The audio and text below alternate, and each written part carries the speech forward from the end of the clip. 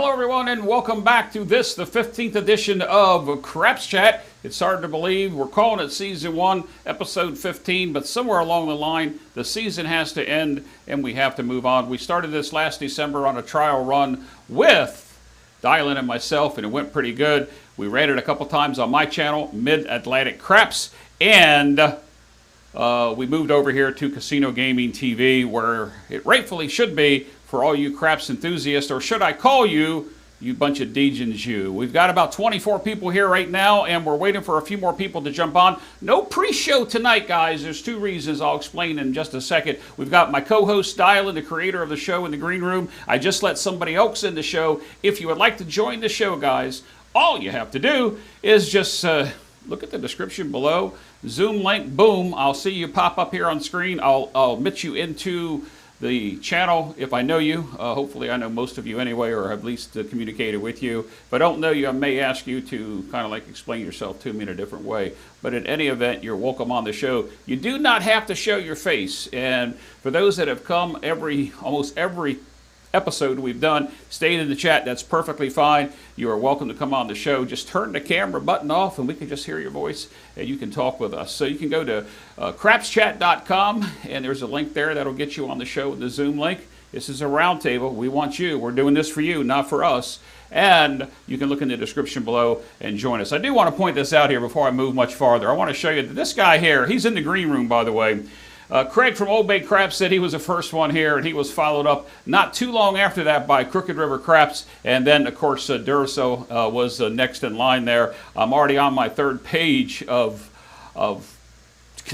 I guess, messages, you could call them, the chat messages, for me to scroll through them. So before I bring my co-host on here, guys, remember, if you have a question for any of us, put a capital Q. It's easy for me to find that. I prefer the capital Q and a semicolon, but a capital Q. And if you have a question, I would prefer that way. And if you have a comment for somebody, put their name in bold, in bold letters. That way I can queue it in my software, and we can come back and answer it a little bit later on in the show. Now, we don't know what to expect tonight, because guess what started today? Reason number one, we didn't have a pre-show. We didn't have a pre-show because we had football season start today. Depending upon where you are, there's only one game that's running right now, and you'll be able to see the score when we get into the show. You'll actually be able to see that score from time to time periodically on the screen. So if you do want to join the show, guys, I think I've already said this. There you go, crapschat.com, or just go in the link below and just come on over and join us. What are you waiting for? I mean, there's really no reason for you not to do that. So without further ado, I'll get to all the introduction. Everybody that I see here, welcoming you guys today. We're almost at the 34 people online. Let me go ahead and bring in my co-host and my good buddy. There he is, right there in the flesh and blood. Dylan, how are you? I'm doing great. How are you, Jeff? I'm doing good. It's a Sunday. We're in the fall. You and I did this show almost 10 months ago, 11 months ago. We're on episode 15. Of course, during the summer, we've not been able to do every single show, every week. But we've been here at least once a month continuously since last December, which was a trial. We didn't call it Craps Chat at that time. I don't think we did. So in any event, at the beginning how can I say this? Go ahead. At the beginning of the year, we can just flip the page and go from the start of the season from the new year. It sounds logical to me. So it's going to make it easy for everyone. Most people start their seasons like in September, and this is September, but we didn't start till December, so I thought we just rolled it around until next year. Really, why don't we just call it Season 1, Episode 99 when we get there? I mean, I don't know. We haven't never really talked about that. You and I, we never thought it was going to go this long. Yeah.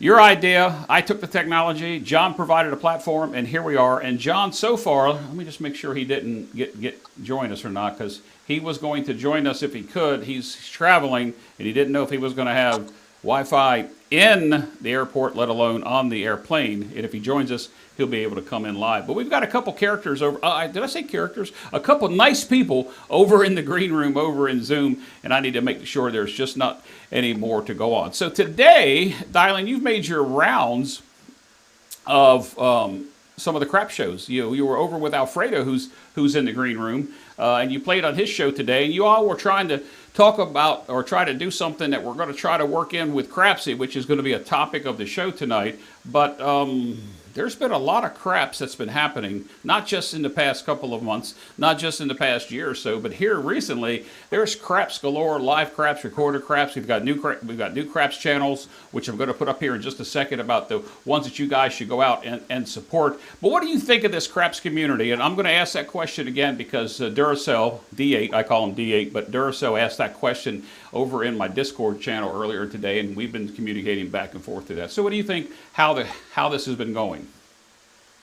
Oh, it's just like I predicted. It's growing like gangbusters, and we're taking baby steps. Like I said before in a previous episode, baby steps, and it's we got to crawl before we walk, and then we're going to walk, and then we're going to run. So I really do feel that we're going to the craps community is going to be just as big, and what we're going to have, we already have great players that are almost celebrities, like the poker world.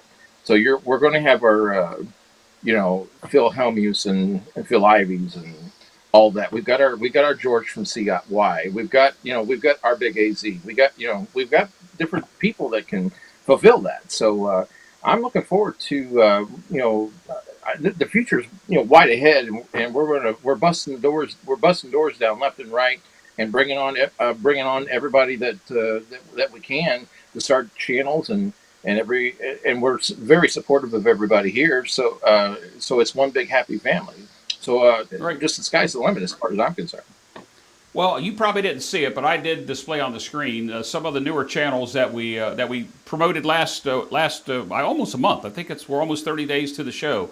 And I'm going to start at the top and come on down, and I've added a couple. Crooked River Craps, he's out there. He's doing a really good job. And Crooked, I know you were in the chat. Quit worried about the shine on your table. Just do what you're doing. Do your strategies. Do your play. Bring us your content. You're doing an excellent job. Dice Dr. Dan, who's actually in the green room, he'll be joining us. He's grown a little bit since last month. Old Bay Craps, Craig is doing a phenomenal job. He's growing in subscribers. But any of these you see on the screen here, Gray T Craps, I don't think Leon's with us tonight, but BGS Dice Den, I've talked to him. I really want him to get over here to the show. I don't know if he'll make it or not.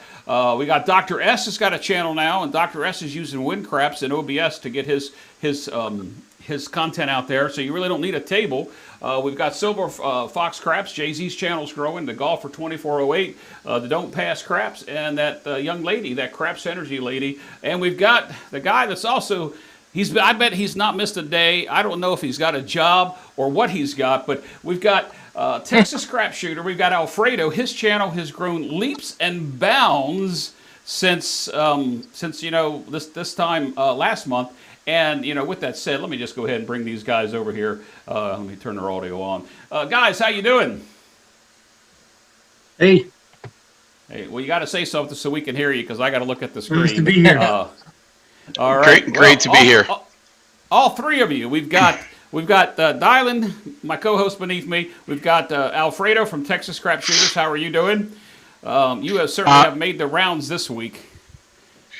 I'm doing great. Just to make it clear, the guy over here, right to my I guess right, has actually grown more than I did during that same time. So great job, Craig.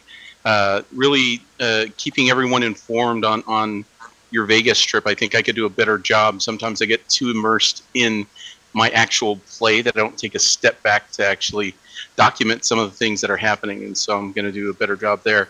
But yeah, no. Lots of lives. I'm trying to integrate Crapsy to where it can do the dealing, and I can do the tossing, and we can have people on live and talk through things as we're playing. And so, as you know, there's still some kinks there to work out. Yes, I think you're going to have that as a topic. So. We are. You did talk to me right before we went on the air, and on Big AZ's channel, you won the last 4 nights. I took the belt away from you. I was unable to make it last Wednesday, Thursday, and of course, you guys know on Friday night, I ran the Friday Night Craps right here on the Casino Gaming TV, and I was unable to make the show to defend the title. You guys know I'm not going to tell the whole world what I've got coming up this week, so it's going to be really tough for me to make that that title belt Yep. appearance before. I think I got to do it before Thursday or Friday, but I'm going to try to, and we're going to get over there. So, Craig, you just heard Alfredo give you kudos. I like the little crab you got up there, that little Maryland symbol. You and I are both from Maryland. How are you doing? I'm doing great. No, congrats to Alfredo too. I think he and I just keep putting content out and seeing how it lands. And he's been doing all the live stuff. I'm not there yet. I'm still doing really recordings without editing. Well, I remember what I told you when you're ready. Yeah, no. We had that one conversation, and I really appreciate it. Yeah, the movie theme strategies, which I spoke briefly about last Craps chat, has really taken off. I've done 2 series already. I'm almost finished a 3rd series, but the 3rd series are movies suggested by the subscribers. And I think it might have been you, Jeff, that actually said, careful what you wish for, because I do have a long list already of movies that I need to put strategies to, and I can't wait. Build it, they will come.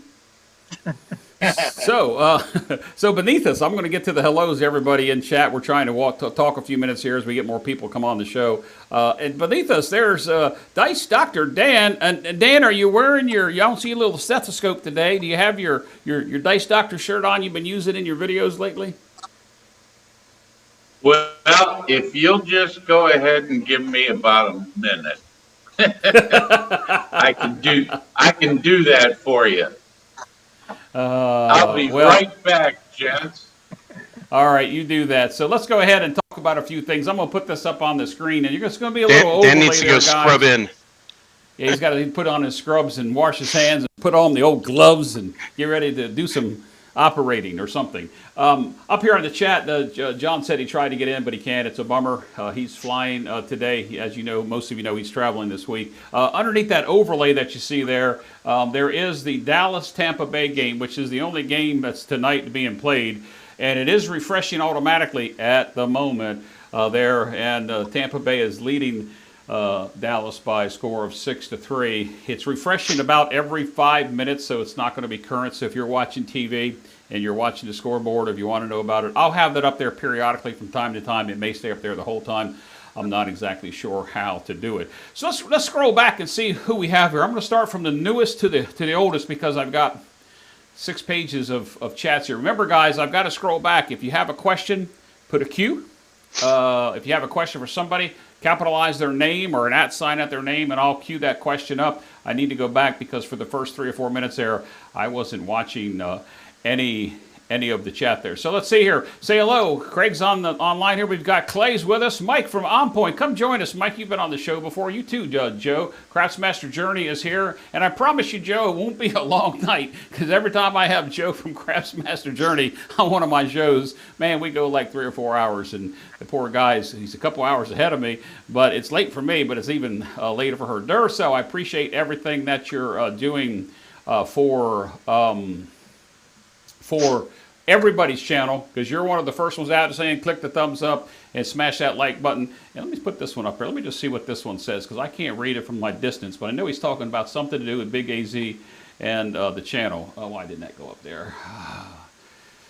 Let's put this up here. Let me see. Did it come up there? Yeah, it did. Let me read this. I can't read it from where I'm sitting at, guys. Plug in AZ's channel for the Field Championship belt. Jeff cutting a promo on you, Alfredo. Well, not really. I mean, Alfredo did tell me. I didn't even know it that he had won the last 4 nights, Duracell. But I do have the belt, and I do need to defend it, because if not, then somebody else is going to give it. We've got Dusted One with us tonight. We've got Greg from 555's.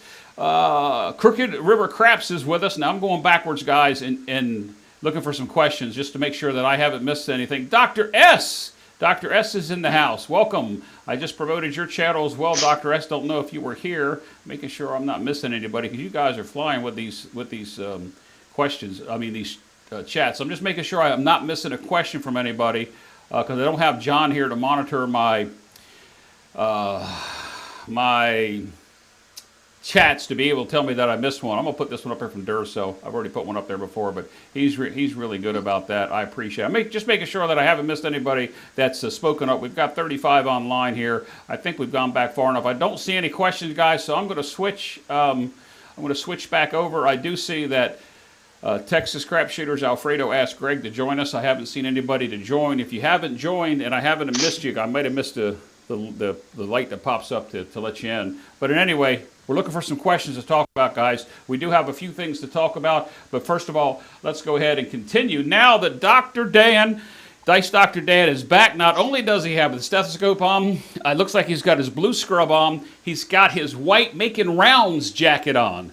Dice Dr. Dan, you're downtown is all I got to say. In case I need to make any house calls, I'm ready to go. He's ready for surgery. Get your dice sets ready. Well, you know, the way that I've been playing here lately, and the way that I played here locally, I took how I rolled out this past week, which was really well, into a live session at a casino last night. Did really well, and then this morning I totally sucked. And had I been playing here at home, I might have done a big AZ and broke a stick tonight.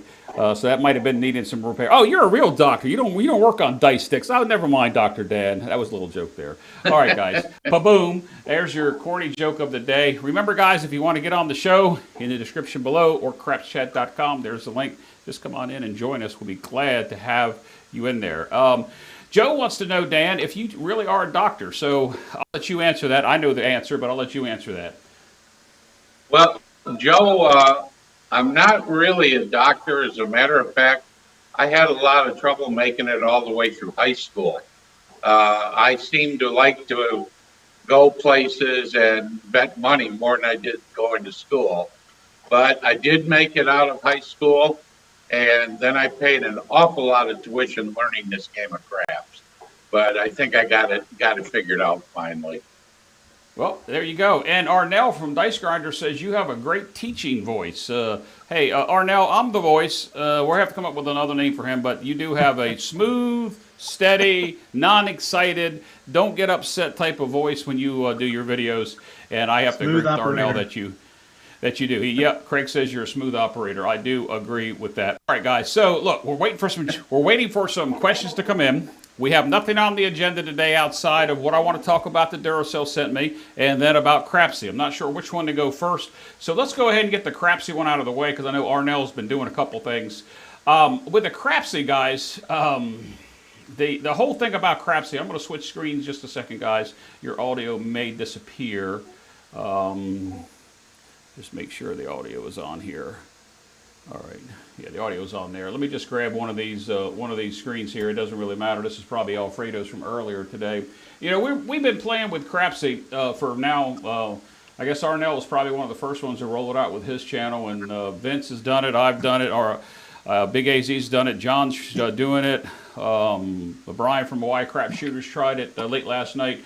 But, you know, Crapsy is a unique thing, and one of the questions that we talk about is this setup. And I think that a lot of people that I've talked to are intimidated by all the bells and whistles that are on the screen. And to be perfectly honest with you guys, it's a simple thing once you get to know the system. Now, several of us have made some suggestions to the support at Crapsy. And if you have any problems getting on, make sure you send them an email. They're really good about getting back during business hours at Crapsy.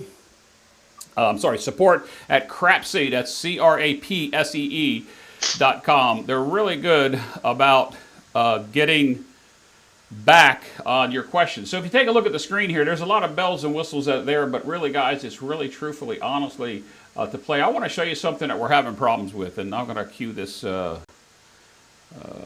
me cue this question from Ian. That's John's friend. Cue that question up. There's a couple of questions that came in, but I think let's go through the Crapsy, because I think you're onto something. Like what I saw when I was looking at Brian's video, when you hit the orange button there for the prop bets, that's where your hops are going to be. That's where your actual horns are going to be over there at the bottom. Three-way crap, the C&E, the world bet. Or your traditional horn bet in hopping hard ways. Like, a lot of folks don't know how do I place that bet, and they get frustrated because the game might be going too fast if you're joining with someone else. There's where you would place it each time. You will have to pull it up, but let's say you hopped them previously, you can go repeat bet, and it'll hop the same ones that you had before. Yep. And that repeat button's right down here. So what Alfredo got just a little bit ahead of me on what I was going to talk about here, but that's good because he's really experienced with it today, and I want to get to what he was talking about. So first of all, guys, if you're worried about Crapsy and it becoming the new way of YouTubing, I think we're always going to have a good mix of both skill. I shouldn't say both. There's several people, skill, Dylan, that is, Alfredo, myself. Even things that Vince tried to do on his channel. We've got some ideas to do with this, both on YouTube and off YouTube, but we have to get the technology to work just right, and we have to work the bugs out. So you guys that are playing with us, we're working the bugs out. We're really helping them to I guess work the bugs out, if that's the right word that I can we're like the beta testers. Yep, and it does cost money. I don't get anything from Crapsy. I mean, I pay the subscription just like you do. It's like $5 a month, $4.99, or an annual subscription of $49, and you can turn it off anytime you want to. You can stop. There's no contract or anything. But one of the things I want to show you as a host, I don't know that this is appearing on my screen. Can you guys see my mouse on the screen? You cannot see it, can you? Down here in the corner. I don't think we see if I can turn that on. You can't because I'm on a different browser. Down here on the corner where you see that notify admin to roll, when we push that button, that's where it's supposed to lock everybody out, and we think it's working, but we have some questions, and we're not going to harp on that at the moment because this is a good tool to be able to use. But I wanted to go through the betting process of what you saw. One of the things that we talked about, you have some sliders here. If you take a look at where the hard ways are, you can see that I'm turning these off. These are sliders that you can automatically help yourself. So we start in the lower left-hand corner with the table. You've got it'll resize the table for you. I don't want to do it in this browser because it's a pain for me to get it back. Then you have undo last bet. You have bring all your bets down, and if you have a DP, it will take it down. Repeat last bet, and then you've got your chips. You've got your $1 chip, your $5 chip, your $25 chip. You've got your $100 chip, and you've got your $500 chip, along with a $1,000 chip. So whichever one you have highlighted, like if you wanted to make a $100 don't, you just click the $100 on the don't, stick it up there over the don't, stick it up there over the don't. Uh-oh, what has happened here? Oh, you have the thing on off. Yep. There we go. Yeah, there we go. Sorry about that. So there we go. I had to turn it off. And there's a don't. I can't put a DC up. But if you wanted to place a bet, it actually tells you that they're on. It's very simple. Now, it doesn't do it per se, but if you notice what I just did there, I just put $100 out. If I wanted to make that 110 manually, then I'm going to do it that way. But the best thing that I like to do about it, if I want to do 100 inside, I go all the way over to the right side where it says bet outside, bet inside, and bet across. So if I book bet inside, it automatically puts the 5 up there. It knows the bet that's there. It puts the 110 by the quarter. So if I go out here and I clear this bet, bring these all down, and I go and make it a $100 bet, and I want to go inside, I click the inside button. As you see there, the 6 and 8 go to 120 automatically. You don't have to do that. And I find myself doing things like that, and then maybe I don't want to play the 9 because I have it late or something. I just bring it down. But there's so many things that you can do with this. The push, I mean the put bets, I don't use, but there's a place on there for them. Up to the lay, we would have odds that are out there.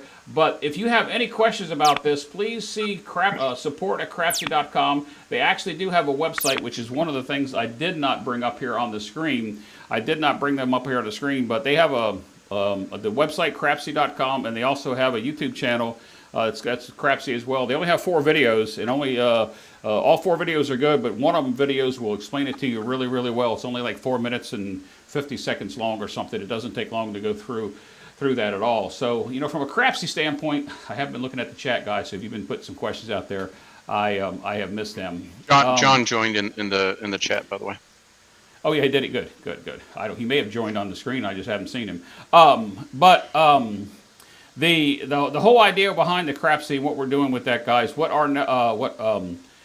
Alfredo did today was he tried to do a Zoom session like those guys are on, real time, not delayed in YouTube, not delayed that anywhere from 5 to 15 seconds delay in YouTube that we have between rolling it out. He tried to do so that you guys could talk and actually hear the rolls, and if it was your turn to bet and we were going around the table by who's in there, he would actually set the dice for you and throw your dice, and it would be real time instead of waiting for it to come back and forth. Or as we do, like I do on my show, bring 3 or 4 people on the show, or like Big AZ does, brings 4 people on the show. But the Crapsy seems to be working. I've had a ball with it. It's a learning experience for me, but we need to make sure that we're not doing something that you guys don't like. And if there's something you want to see, then we need to know what's going on there. And so, with that said, any of the panel want to have a say at it as soon as everybody tells John happy birthday, because I did not know that it was John's birthday today. I did hear him mention a few weeks ago he had a birthday coming up. So happy birthday to John. I'm not singing, by the way, guys. You guys can sing. I'm not singing. Maybe we should get Greg on here. Greg, come on. Come on The voice, and sing, yeah. Greg. The voice has got to sing. Get Greg to come on and sing John happy birthday, and I will sing along with him if he comes on and joins us. In any event, guys, what do you make of Crapsy? I'll be first because I'll be real quick. I haven't played it yet. So it looks interesting, but just too many things going on right now to jump on it. Understood. Dice Dr. Dan, have you played Crapsy at all? I know you've made a couple appearances over on Big AZ's channel. I have not tried the Crapsy yet.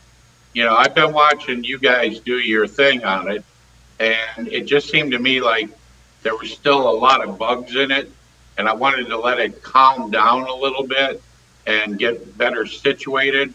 And once that happens, I'll be jumping in while you guys are doing your rollouts. Okay. I think, we're working you know, on it. Go ahead, Alfredo. Yeah, Jeff. No, I mean, you use it. Big AZ uses it. I was one of the ones also to really try and use it. They're really responsive, as you've said in the past. Taking it, I think it was limited to like 10, and now it's 30 or something like that. So they're active. Yeah, they're actively trying to make things better. They worked on trying to do the lockout. We're not sure exactly what may have happened that may have reverted that, but clearly they're going to get that feedback, and hopefully they'll be able to fix it. It's a great tool, especially if you're trying to do a show like Jeff, where you have 4 people that all want bets and they all want to do different things. If they can do it at their own, at their own house and stay live in real time, we can get more tosses out. We can have more focus on the discussion instead of what bets someone's going to do, because we can rest assured that when we lock someone out, it's going to be locked out. But even then, I'm a leery person when it comes to technology and paying a fee for something. And I saw that there's clearly some huge benefit for this. And we've already seen, where there were only a few people using it. Now we're seeing, upwards of 10 to 15 to 20 people at one time now concurrently on and betting along. The community clearly likes to be able to play along, and it gives them that outlet. So yes, it may cost a little bit, but think about the amount of times that you go on and view someone's show that's live that you want to put your bets out there. And you don't have to be in front of your table. You can be in your bed watching on a iPad and put in your bets. Family show here. Let's not go there. I don't know what you do in your bed there, Alfredo. Don't have your camera on, though. Don't have your camera. Well, that's one of the features that Crapsy has built in, cameras and audio, so that you can talk to one another. Dylan and I did it a little bit with an Android phone. The speaker won't come on. That's one of my tech things I gave them. Today I was trying to talk to East Coast Craps. He had his microphone off, and I could hear everything that he was saying in his room. Won't repeat what he said to his wife, but you got to watch that. The camera and the microphone in that upper corner is what the purpose of that's there for. And I think that technology is lagging there, and I think they're working on it along with some revisions. But before I get to what I want to say about Crapsy, Dylan, you've played it an awful lot. When I was on vacation, you wanted to run a daytime game, and you had some issues doing it from your iOS device only. So what do you think of Crapsy? I think it's a great tool. I love it. That way you're not messing with chips. You don't have to. You can. It's very user friendly. And once you really understand it, and you hit the buttons and you play with it, all you got to do is play with it for just a short amount of time, and it's very user friendly. The only main thing that I've seen that I don't know that really works is when you hit the the button for the players to announce to the administrator that they're ready, that their bets are already set. And I hit that button, and it doesn't seem like you guys, the administrator, recognizes it or sees it or what happened. So We don't. I'm We not don't sure. see it. Yeah, and I don't understand, how. I think that's one major bug that needs to be worked out as well. And as soon as and that's just the ongoing process of just beta testing it, and I'm sure I'm sure these little glitches will get worked out and ironed out. We just got to solve one little thing at a time, and it all will go away eventually, and it'll all run smooth like it's supposed to. And so there's always room for improvement. And I was thinking when you were showing the hops table portion of it, it's like, well, we could even be creative and ask them to, but we have created, like I created. You see the there might be a world bet, there might be a buffalo bet.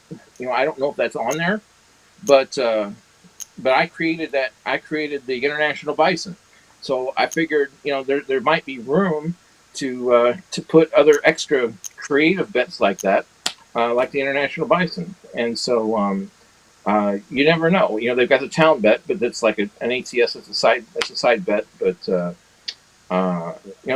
there's always different things that people can come up with to make the game as interesting as possible.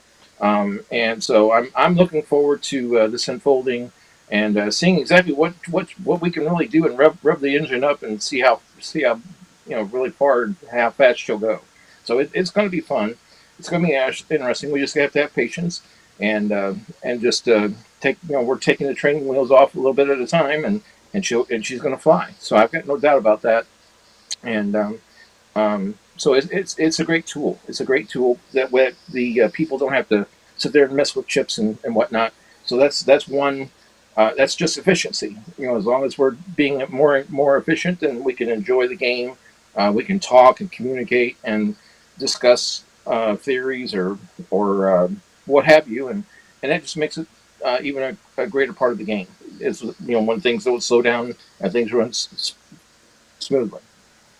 All right. That's my With that, yep. No. With that said, we'll close out the crapsy side of what we're talking about, and then maybe get into some discussion because there's some chats coming in here and a couple questions. And that is, well, first of all, let me say hello to Waylon. Waylon's Hill.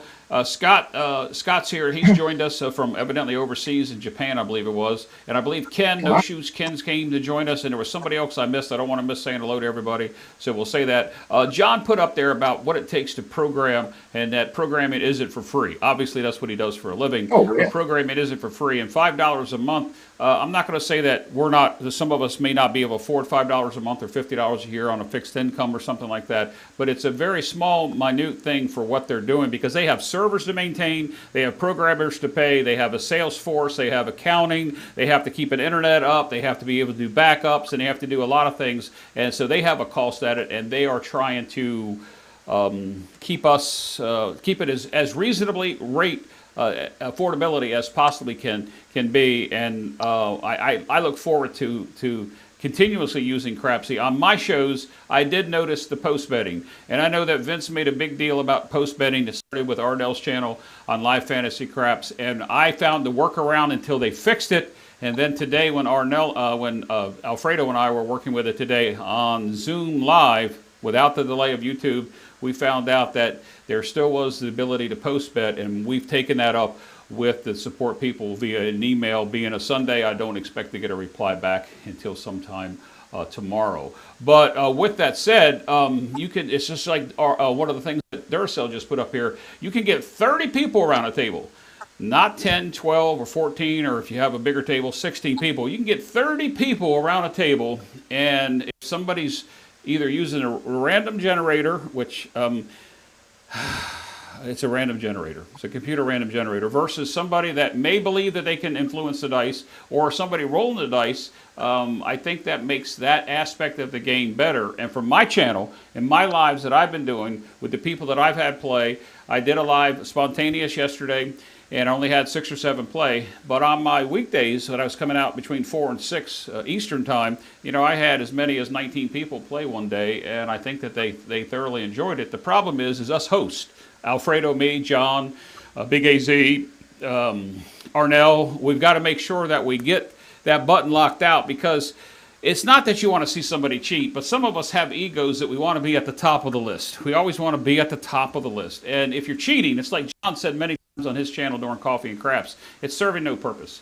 Why would you even want to cheat? I mean, you're running a strategy, you're trying to do something. We're not in high school where we're trying to be the best at everything we can do and be the first one done with the test and take the paper up to the desk and say, aha, I'm first. That's not what it's about. But as hosts, we have to be as well as responsible as we can be to get the numbers locked out and in, for the sake of the viewers and the subscribers and the people that are using it. I think that to make it that way. If I call out a craps, like today on Alfredo's channel, he called out craps, and I took a $25 chip and I dragged it up to the 2 craps number, and boom, all of a sudden I got a big payday. I just wanted to see if it was going to work. I did it earlier in John's channel, and I told both of them that I did that. I wasn't trying to do anything. I'm just trying to fix and work out the bugs. So I think it's something that really is available to do. And I know Waylon just put something up here, and I don't know if I queued that or not.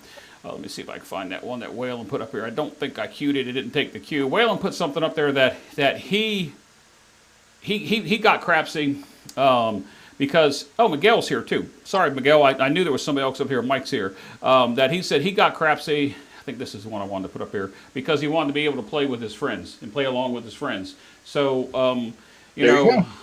that's what we're doing. That's what we're trying to do, to try to make it the best we can do. And if you guys don't want to get involved in the support side of it, I'll be happy to talk to them for you. I've had a real good rapport back and forth, and I'm reasonably satisfied with their tech support. Am I picking up my phone and talking to somebody every time? No, I'm not. But they answer their email pretty good, and it's a very good explanation. And sometimes it's like within minutes I get a reply back from them.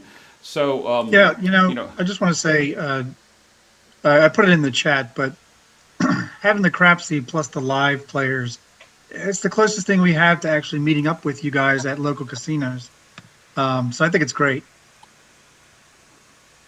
I was looking for that one that you put in there, but I don't see that in. Yeah. Jeff, let's talk a little bit about just before, and we can get done with the Crapsy, but let's talk a little bit about folks asking for a rebuy right when we started up. Because I do think, Yep. realistically, guys, like, let's not try to do that. Like, if we put a $1,000 bankroll or $5,000 bankroll or $3,000 bankroll, that it should be the bankroll.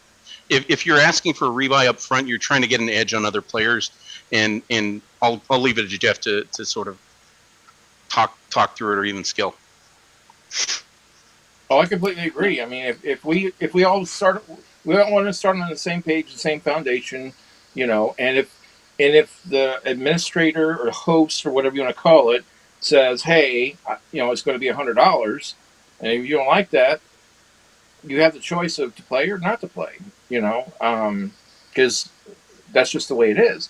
But if, or you can say something, to the host or the admin and say, hey, can we, bump up the foundation or whatever the bankroll is, whatever you want.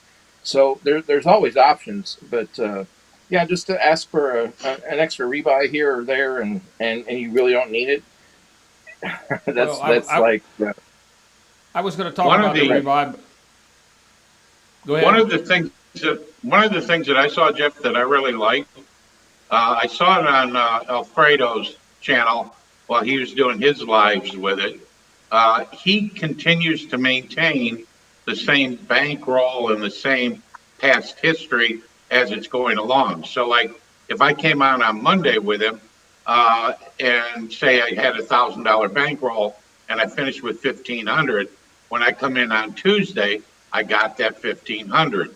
So I can move on from there and just keep accumulating, which would give me a good chance to see how is my strategy working as time goes on. And I really like what Alfredo was doing with that. Well, Dan, you're about 3 weeks behind because we actually started doing that on a couple other channels where we had the continuous, what we call the perpetual table, where your bets will stay, and you can ask for a rebuy, and you can also bank your money. So we had on my channel, we had the Duracell 8 table, the D8 table, where we had, I think we had up to 17 people playing at any given day, not all at one time. They can come join the table when they want to, and not when they want to. They don't always have to be there, and it's a perpetual table. It just continues to climb up, or if you're asking for rebuys, it's going to continue to add to what your bankroll is. The problem with what Alfredo was talking about there, and you're right, Dan, but the problem that Alfredo's talking about is we have a $1,000 bankroll. Boom, you hit that rebuy before the first roll comes out, and the host approves it. You now have $2,000 to bank with, where you, Craig, Alfredo, and Skill and I might only have $1,000, and we don't see that rebuy. So it's up to the host to control that. I've done a couple where there were no rebuys and people still tried to rebuy, and I would hit no. So one of the things that I've asked for from support is to have that rebuy as an option on the host side, to have it rebuy or not rebuy. If you guys ever played any online poker, 20 years ago when they came out, PokerStars had, when you set up your tournaments, they had, do you want to allow rebuys or not? It's just a button you click. It's an off-on button. It's a checkbox. It's whatever you want to do, and we can take that out. That's one of the things that I've asked to take care of. So the rebuy portion of it, I say that you don't rebuy till you need it. Do you go to the craps table and you buy in for $1,000, and before the first hand comes around, you buy in for another $1,000? I don't think so. I think everybody just needs to be realistic. And I wanted to put something up here that John just said here, and I think he made a very good point, that these points are all really good, but we don't want to lose focus of what he's saying right here. I have to switch screens. All these points are great, but there's no substitute for live chips, clacking, mistakes, and the fun of yelling bets. What do you think is in the magic middle between us dealing and Crapsy? Well, I do agree that John's got a good point, but we all like to practice. And this tool of Crapsy is a very good practice tool, and I think that it makes it easier for somebody at home, a viewer, subscriber, to play along with live rolls that are being done, whether it's Arnell and his live fantasy craps group or George and his live fantasy craps. Today, Alfredo was rolling out at Dylan's dice set. I roll out people's dice set. So I've rolled out randomly. I just think it's another tool that we can use to be able to help get to help better our game. So yes, John has a really good valid point there. So my side of Crapsy, I'm going to continue to use it. I'm going to continue to work with the Crapsy people.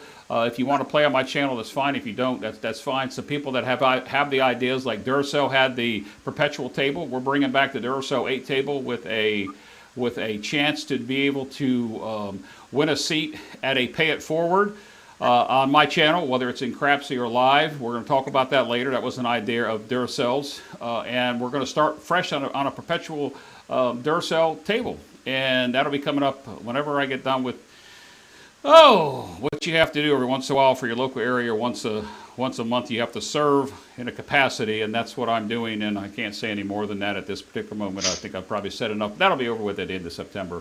But in any event, the Crapsy thing, I think we've hounded on this a bit. We've got some great comments that are in here, and I want to go back and I want to I missed one.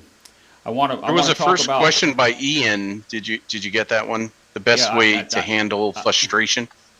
Yeah, well, I don't know if he meant that was I do have that question. I don't know if he meant about frustration playing as a player at the real life table, or whether he meant it as Crapsy. So I was going to come back to that.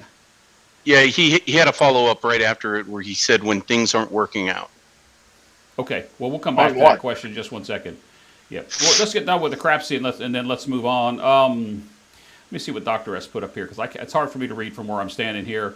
I would use Crapsy, but I don't believe they have the ability to assign hotkeys to work with my Stream Deck. That is true, and Dr. S, and that's one of the things that's on my was on my list, and I kind of insinuated that the Elgato Stream Deck, and I'm just going to use that Stream Deck. I don't know which one you're using, but the Elgato Stream Deck has so many programs that it works with that I don't think it would be difficult to assign hotkeys. But Dr. S, you'll be happy to know that I was successful in assigning a hotkey for Crapsy, but it's too cumbersome to be able to do through the Elgato Stream Deck. It's just difficult to do. You can program it, but it's difficult to do. So with that said, Dr. S, I know that you've got all your Stream Deck set up for your wind craps that you're using on your videos. Kudos to you for those. I think that those are wonderful. Those are wonderful videos that you're putting out, and I like the strategy. So let's just finish up with this crapsy and let's get moving on, because we've been talking about this almost a half hour now. You're right, Arnell. Arnell says that tournaments are coming in crapsy.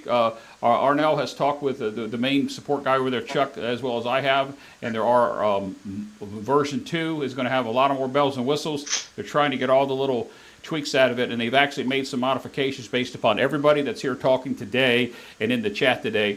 We've helped them smooth a couple things out. So here's a good comment from Sully. I hope I put that one up there. He likes the live rolls to help with strategies. I don't like the guys that cheat just to be #1 spot. That's what I just said a minute ago, Sully. Is that there's what's the need in doing that? So I think that there's a niche for crapsy to be there, both with live rolls, and my table's this way, both with live rolls, with me entering the rolls, my computer's this way, and doing the same thing I'm doing, and then what Duracell and I talked about, what Dylan and I talked about, and what Alfredo tried to do today with Zoom. He got a lesson in Zoom today too. That, you know, that's probably there's something that's there that for all of us. And if you can't afford crapsy, you can just keep on watching, or you can come on the shows live. Hint, hint. Right. And we'll set up the bets for you.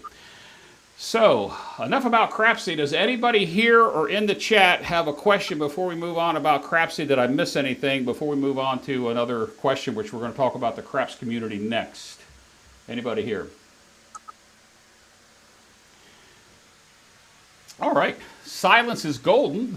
That 3.5 seconds, I think I said this on a show before, was brought to you by your local library. All right. So, earlier in the week, Duracell and I communicated back and forth through Discord. And if you're not on Discord, guys, you got to get on John's Discord for Casino Gaming TV. It's as simple as that. In your web browser, casinogaming.tv. There's 2 choices or 3 choices there. And if you haven't joined Discord, there's a Discord button there. Push that button, join it. It gives you all the shows like this show today. Friday Night Fights is on there. John's Coffee and Craps is on there. There's several other rooms that are there for other shows and other things that have taken place. There's a general topic, and you also are able to communicate with each one of us. You don't have to have our phone numbers. You don't have to send us emails. You can communicate right through there. I have a Discord too on Mid-Atlantic Craps channel, but I'm here on John's channel today, so I would like you to at least go out there and join the casinogaming.tv Discord channel. If you don't like it because it's another chat feature, it's Skype or it's instant messenger or whatever, guys, these are your friends and your friends only, and you can totally control who you want to talk to and who you don't want to talk to. With that said, Duracell was asked a great question. I'm not going to read the whole thing because it's pretty wordy, but basically what he said to me was he wanted to know what I thought, and it figures it cleared. He wanted to know what I thought that this craps community is and has evolved over the last few years, which I've been involved in it almost 2 years now. Where do you think it is heading? So that's the question. I'm not going to type that up there, but where do you think this craps community, with all, I think there was, let me see how many's here, if my mouse works with me, all 40 of us here at the moment, where do you think this craps community is going as YouTube content providers? But more so, I want to know what the subscriber and the viewer thinks. Are we doing it right, or are we not doing it right? So we're going to go around, and I'm going to start with my co-host first and ask him what he thinks. Well, I've got this grand vision that we're going to have something very similar to the World Series of Poker. I think that the Casino Gaming TV is going to grow in leaps and bounds, and we're going to have different people fill different niches where. We're going to have commentary. We're going to have 2 or 3 people, like even on a wrestling show, even on WWE or AEW or whatever. Then they've got commentary where they have people talk about the wrestling matches or what have you, of what's going on and why. And I think that that's going to be part of it eventually. You're going to see people call out their bets. And you'll have analysts, and commentators that commentate that talk about the theories and why this or that, or they've done this or that, or what have you. And I think it's going to be an ongoing, almost like a how you say, like a reality TV type style thing that can catch on like wildfire. I that's where I see it heading, and I don't see there's only our imaginations can hamper us. So, but I really foresee that in the far distant future, and that's what I would love to see things go with all of us. All right. Let's go down to Dan. What do you see this as a future, or do you see this as just a phenomenon, just a whim type thing? I think this is going to continue to grow. The game itself, you see more and more young people coming to the tables. They're trying to learn. I do my best to try to steer them towards you guys who know what you're doing. And what I really think is going to be catching on even more than what it already has are the live shows. You guys do a real good job of explaining what you're doing as you're going along. So it kind of becomes a teaching thing. And even for us old dogs who have been around the table for a long time, every once in a while you see something that you had not thought of before. And so what I see is I see the lives catching on. I see the competition type of things catching on a little bit more as we go. Where I see, especially like you, Jeff, where you'll have 2 or 3 people on going live, and you'll have another group who are on Crapsy.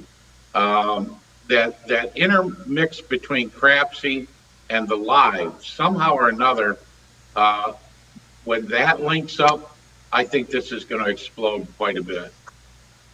All right. I'm going to wait on Alfredo because I think he's probably got some opinions about this community, because he and I have talked quite a bit over the past week. But Craig, you and I spent an hour or two on the phone a couple times here recently, and you're really fairly new, not only to the community but also to the game of craps. What do you think? Yeah, every time I've only been to Vegas twice, but I've been able to get to about 10 or 12 casinos total, and they're busy. They're busy, especially during the day, which is, you wouldn't think during the day versus during just the nighttime. But having this community here and the ability to not only go to the casino, but also, play along live with some other players that are in the community. We're all learning from each other. Like, I've been at my job for, 25 years, and I tell new hires all the time, you never stop learning. You never stop asking questions. The learning never stops, and you're constantly evolving and adapting. And I think, yes, like you pointed out, I started playing craps in February of this year. So some of you have about 30 years on me. But I only started a channel about a month or so ago. I think the beginning of July. So maybe 2 months now. I'm amazed at how quickly it's growing, but it's not just my channel. It's other channels. Whalen just passed 2,000 subscribers. I think like Alfredo said, both of us have probably doubled what we had from the last Craps chat. And all these other channels, and we're seeing more channels and more channels. I just had a great conversation with Texas Dicer. He actually DM'd me and reached out to me and said, "How did you get started?" And I said, "I got started with my iPhone, and I don't do any editing because I don't know how yet."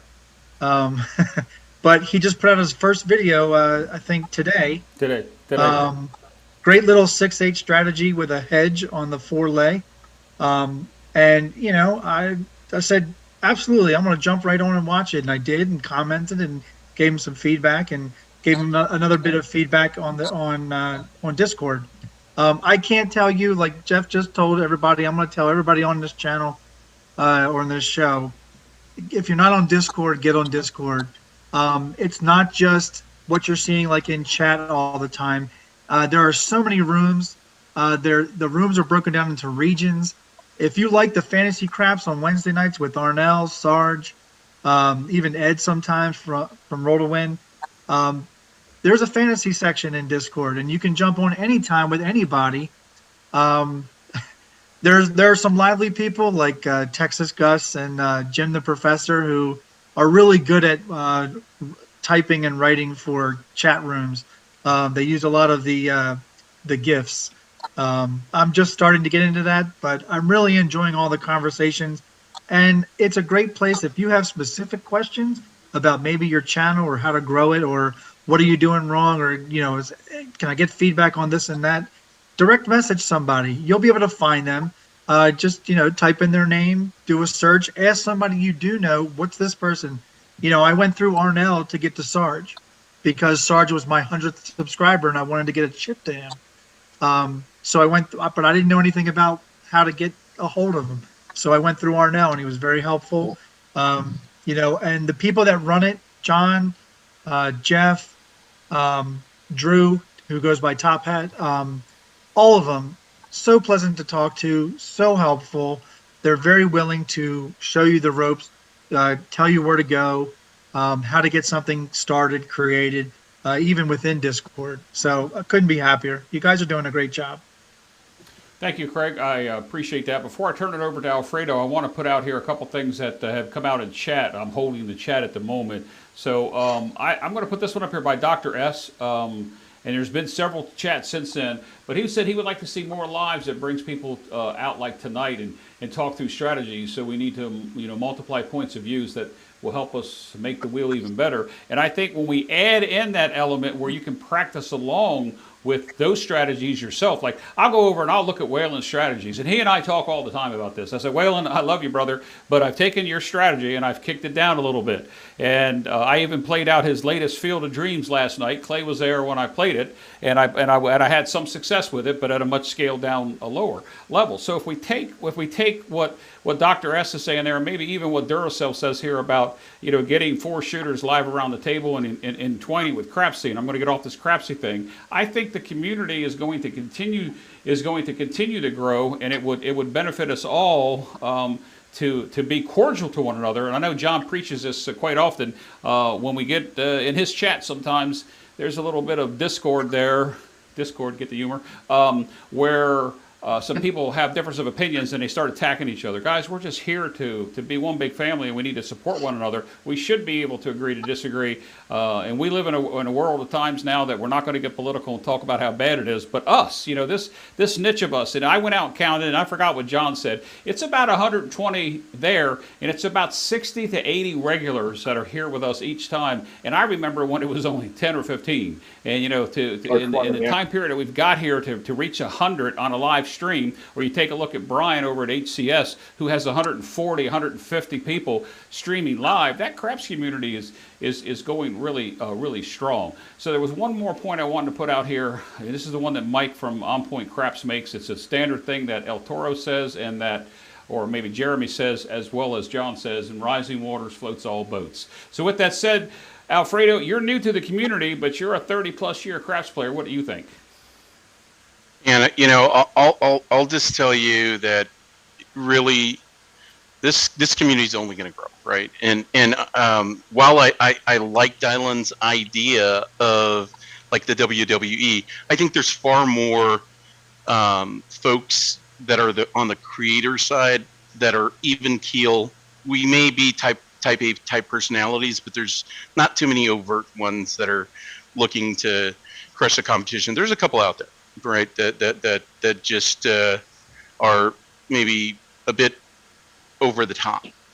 Most of the folks, if not the far majority, are very cordial, always willing to help. That's the great thing about Craps Nation, right?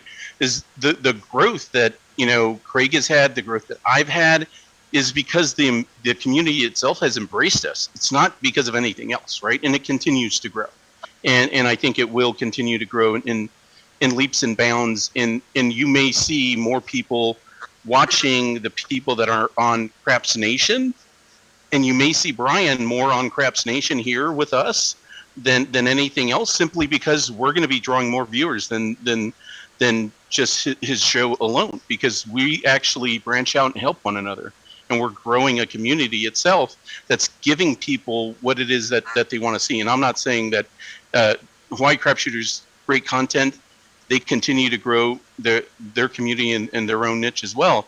But I think you're going to see, like you've said, lots and lots of more people that are now joining your lives. They're joining my lives. They're joining lives with George and others, and you're going to see that number continue to grow because of the credibility that's continuing to grow with it. Right? We're some of us have that camera right over our landing zone. Why? Because some people question whether or not a toss was real. I want to eliminate that. So when I'm on Fantasy Craps, you're going to see two separate cameras. Now that I know, I talked to you earlier this week. Didn't even know in OBS you had a virtual camera, right? Like, is sort of tech savvy as I think I am. I'm a far novice compared to many of you. I didn't even know that I could do that, right? And now you're going to be able to see that. And so it is what it is. We all have short rolls. But in the long run, if we're putting in the work, we're going to see some of the longer roles come around a little bit more often. And I just want to add to Alfredo. I don't think he is. I don't think you are, Jeff. You even know how long you've been doing it. We're not done with the channels that we've created. We've just begun. My channel is not even remotely close to how I want to eventually get it. I'm just starting, so. As I'm learning, I'm thinking of more things, and so are you guys, and you're putting up more things in your videos, your layouts and your formats and all that stuff, and your angles, and sometimes you change the angle. It keeps evolving, and that's what's great to see. It's just it's an incredible community. I think John put it in the chat. The openness. All it takes is some kindness and the ability to ask a question. The other thing is, for promoting yourself, I think one of the things that's really helped my channel has been me going on live. I just put myself out there. I've never played live, never even got onto this kind of medium before other than just for work, but it wasn't to play at work. But to get on your channel or Big AZ's and even I think my first ever live was on Sideshow Gambles against Lou. And it was awesome to be on there. It provides people to showcase, oh, hey, it looks like somebody new. I have never seen them before. Maybe I'll go over and see their channel for a sec, and hopefully they subscribe. The other thing is, it's great for us to get on there to try out things that we've been working on recently that maybe you haven't seen yet, or we haven't put a video out on. So just awesome stuff. All right, well, I'm going to piggyback off what Alfredo said and come back, and I'm going to put a couple things out here first. Since John's not here, I'm going to have to do the talking for him first. So I'll put this one up here. John says, Jeff, stop calling this John's channel. Casino Gaming TV is a community, and all of us providers have shows that they own on the YouTube channel like this one. It's a new medium, not something I run or own. Well, John's true. He did put together for the community, but I look to him as the leader because he's more, I don't want to call you a geek tech savvy because you're a programmer, John, but you know more of the ins and the outs and the bells and the whistles. You got us all so we can run our shows on here. So with that, I'm going to continue with what John said. I've got to back up just a couple before I get to a point that Leon's here now. Welcome, Leon. I'll get to yours in just a second. But John also says that he sees the live shows going in three directions, and this one I have to put on a different screen, guys. I see us going in three different directions. Live shows like this one, and a few I have planned. Live rollouts, which are taking off like fire, because they are, and more about teaching and the knowledge of sharing. There are some great teachers that are on here, including John is definitely. It has great presentation skills, and you can tell that he can take the time to deliver his message the way it should be. And as far as the shows that are coming out there, I do have a new show that's coming out. It's just kind of like on hold. But get out and talk to John if you have an idea about a show. This Craps Chat thing, we did it, and we talked to John. The Friday night Heads Up, a couple of us got together, and we said, let's try to do that. The Coffee and Craps show is John. He airs it here. He slices it down and puts it over on his channel. for the main points. I think that's what we need to do for each one of our channels, and that's going to drive me into this this part here where Leon from Gray T Craps, I'm going to say it that way, says the production quality needs to go way up. People will watch if it's more visuals or better. This is why Jeremy does so well. Well, Leon, what you need to know about Jeremy, who is one humble guy, one great super person that's been at this for over 10 years, is that's what he does for a living. He has the production skills because he runs a production company. The problem with us, let's take a look at the people that are on the screen, Dice Dr. Dan, Craig, Alfredo, Skill, is that the production level that I try to bring to this show, and sometimes I make boo-boos, like a minute ago I made a boo-boo. It costs money. There's one person running the show. When you're on watching my shows live, if you ever come on and you're on, I'm dealing to 4 people. I'm rolling the dice. I'm commentating the roll tracker. I'm putting the dice in Crapsy, and I'm trying to communicate with all of you. So it's only one person. We don't have a producer. We don't have a host. We don't have somebody to meet you in the green room. So the production level, I think everybody has their own abilities. And what you just heard Craig say a minute ago, he's just using an ISO phone to record. He can't even get to the editing yet. He and I spent 2 hours on the phone a couple weeks back talking about OBS.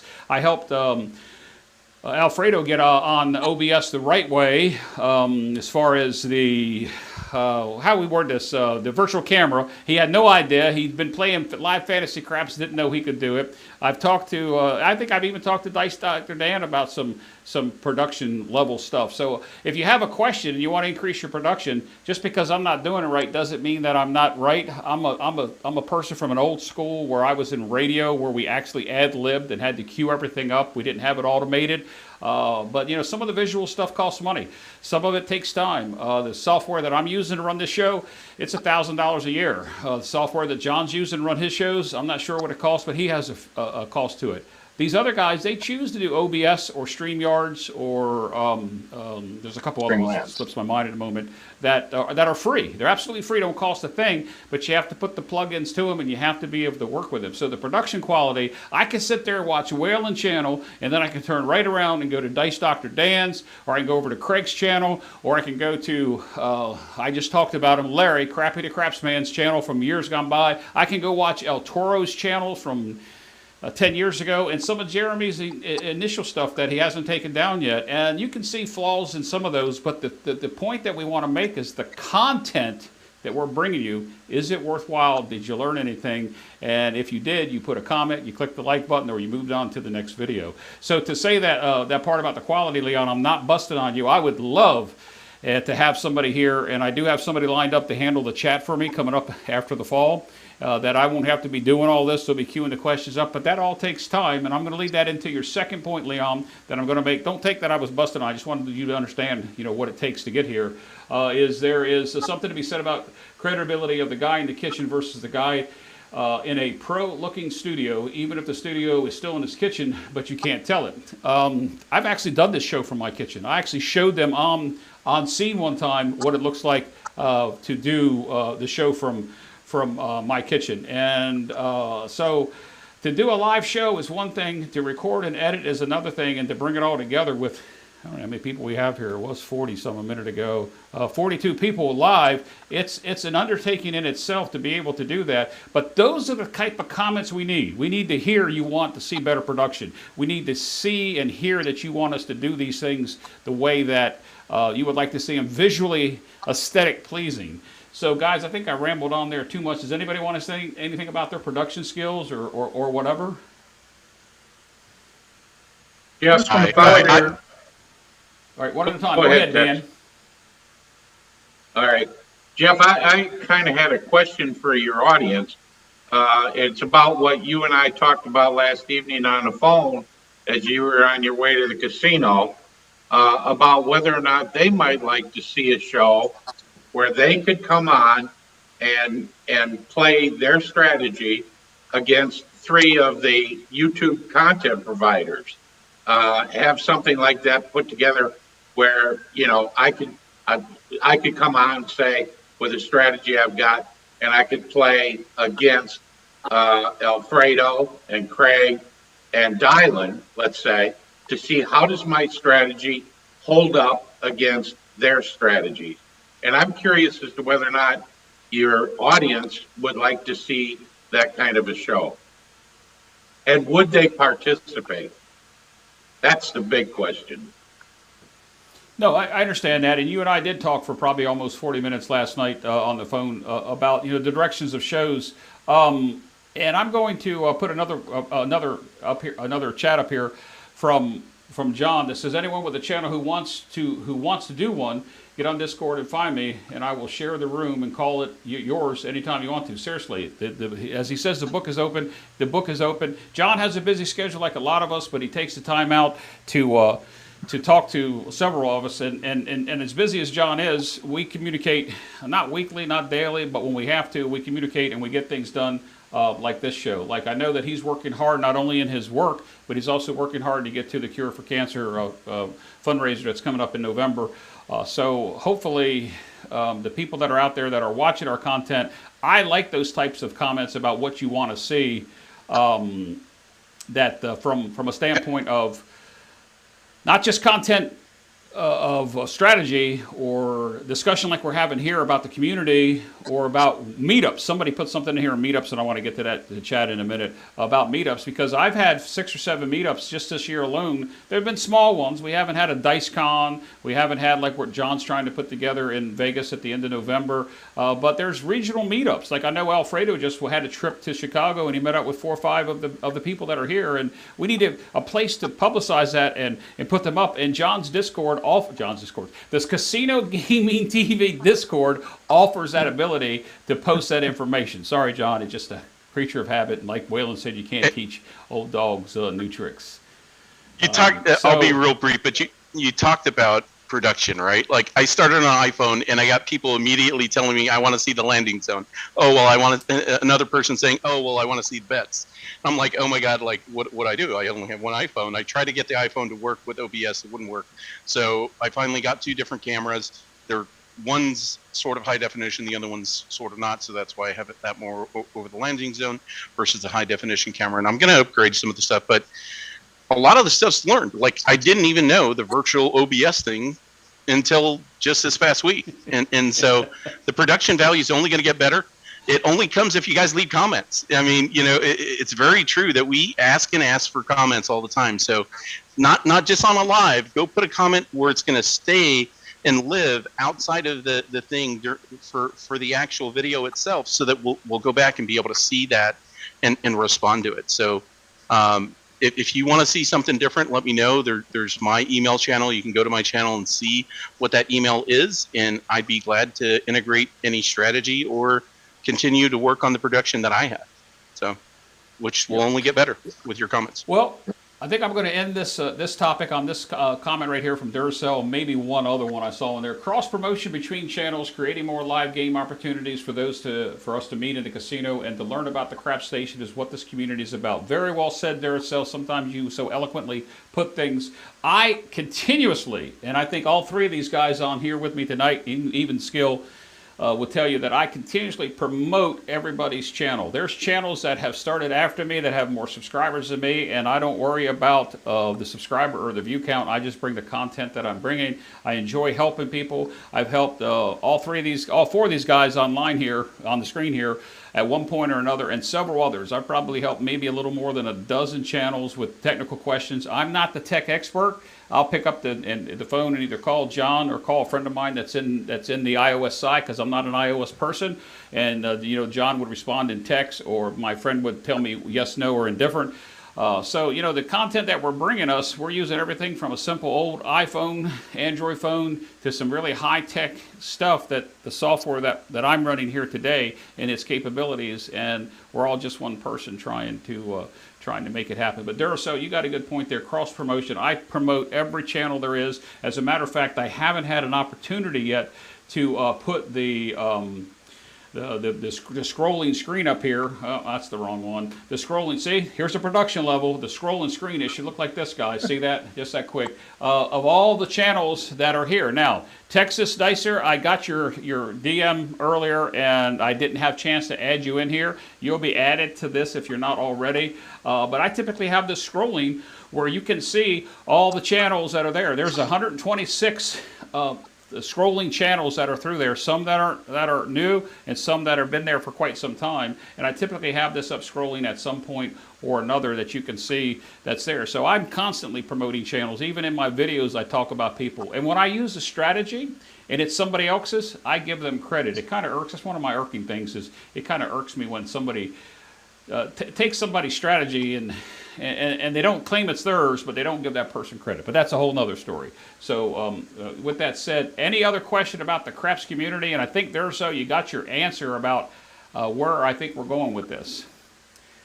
So anybody else? One last thing I want to touch on back to my vision is I really love this, the Casino Gaming TV channel, because it does bring us together, and there's no I.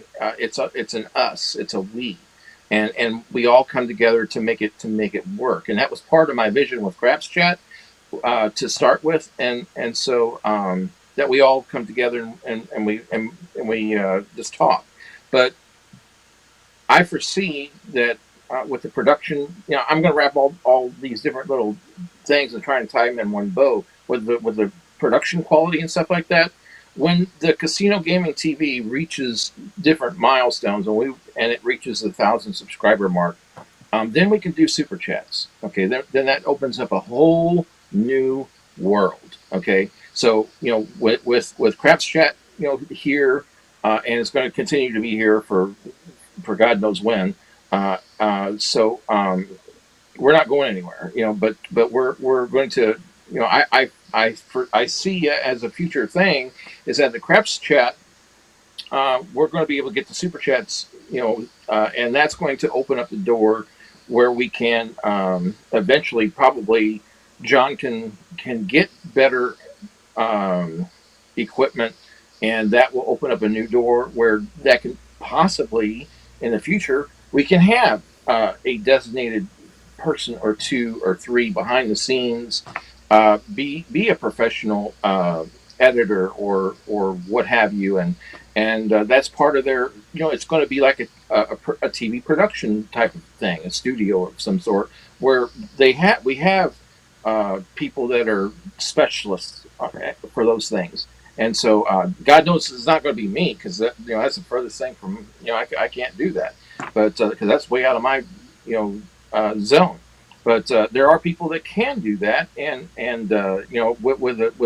with super chats and ultra chats or whatever they are, then we can build towards those types of things for the future to make the production even 10,000 times better, and things just snowball. They just snowball and grow on top of one another, and I that's how I really see things, that is going to expand rapidly, and we'll all be surprised, but all this stuff will come together. It will all gel together, and I think it's just going to be, there's going to be niches that are going to be filled, and they'll be filled.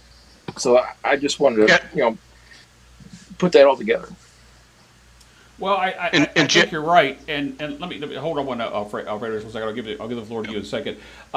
Craftsmaster Journey Joe has asked, what is meant by better production quality, and so I guess only Leon can answer that question. And Leon, I think in my opener I mentioned a couple channels, including yours and Crooked River Craps, and about the quality, and I said, don't worry about the quality of production, worry more about the content and growing it. It doesn't matter whether you start on a kitchen table with paper like I did before you went anywhere else, or whether or not you're using WinCrafts like Dr. S has got a really nice OBS setup for that. I think that the quality of production is in the eye of the beholder. Yes, we'd like to see fancy bells and whistles, and we'd like to see stingers and all these things that come with the production. But if you're trying, you only got 18 to 20 minutes is probably where most people try to shoot for their quality of video. But when you get into a long video and editing, there's a lot of time that's in there. And I guess maybe somebody on the panel here might want to answer what you think better quality production is. Go ahead, Alfredo. Okay, no. If you just have a camera, get a tripod. There's ones that come with the attachment for an iPhone or for an Android. If you have a tripod, it'll allow you different angles to be able to shoot what you need to shoot. You can get one fairly cheap for around $35 on Amazon, somewhere around there. What I was going to say was to Dylan's point, right, about this entire production in this show that happens, however often it's supposed to, and you could switch it up in the future. I think of it like this, right? Somewhere along the line, if I build enough credibility and enough stuff, Jeff, if you want to go on a vacation and you still want this to happen, you can say, hey, Alfredo, host the show this week. Or, hey, Craig, come host the show this week, right? And we're going to step in there and try to do our best. We're not going to be the voice, but we're going to do our best to make sure that the community continues to get the content that it needs and wants. Because, as you know, if we even host the late night one, we still have 20, 30 people that show up, right? There's a lot of people that want to consume the content. It's there. So it's just a matter of, do we have the right people set up? Do we have that community set up in a way to where that trust is there and it continues to grow as we continue to get even more people on the bench and up with their channels? I just want to add to that about the production part. Again, you all know, I've said it many times, I only use my iPhone, but it's about the content. And, if I were to zoom out from my table, it is a makeshift table like a lot of us have. A lot of us don't have actual craps tables. Those videos look amazing because the craps table is a real one, has a really great layout. I'm using one of those felt layouts you get like if you do a poker layout. And I have a makeshift wall. What you see in the video, the black in the background and towards the shooting end with the alligator wall, it used to be a shoe shelf that I just turned on its side.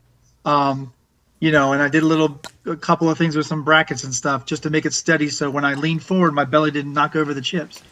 But if I were to zoom out, you would see the stairwell. You'd see some other things in my basement. But I keep it zoomed in just on the initial layout, and I make sure that you can see where the dice land, and I make sure you can at least see the full prop bet area along with the ATS. And that's how I have been trying to do some strategies. And I think John said it earlier in the chat, doing things from different angles keeps the videos interesting, not always having the same layout straight. Changing it up, seeing if you can do a long view or whatever. Like we said with production, once people get a little bit more equipment, like I have one camera, but I'm waiting to get another camera before I actually show multiple angles. And I will learn editing, I promise. My son, who's 20, is already yelling at me. He's like, I can't believe you don't know how to do this. And I'm like, give me some time, But for people that are just starting out with a channel, it does not matter. As long as you have the craps layout. And some of us, and some of the videos I've seen, some people only have half a layout, which means they only have like the whole right side or the whole left side. They don't have a full layout at all. Doesn't matter. Exactly. They're filming right on that layout. You can't tell. You can't tell. They have their chips set up. They have whatever set up. So I don't think that's as important as the content. And I think Waylon just said it in the. Yeah, and I think Waylon just said it in the chat about content. He was just talking about Alfredo. Does great explanations of things and all. I already know what my niche is, and my niche is movies. That is what I know the most about in my entire life. I grew up in front of a television. I know movies. So this whole movie thing that I'm doing, yes, it's more entertainment. I don't actually expect any of you all to actually go to the casino and play those strategies. They're really more for entertainment. I was just happy that I actually found out that 2 subscribers actually went and played the Superman one, and they won. That blows my mind. That was not the intent of the videos. The intent is just to have a good time watching me roll out things that have character names. But find what you do well and excel at it. All right.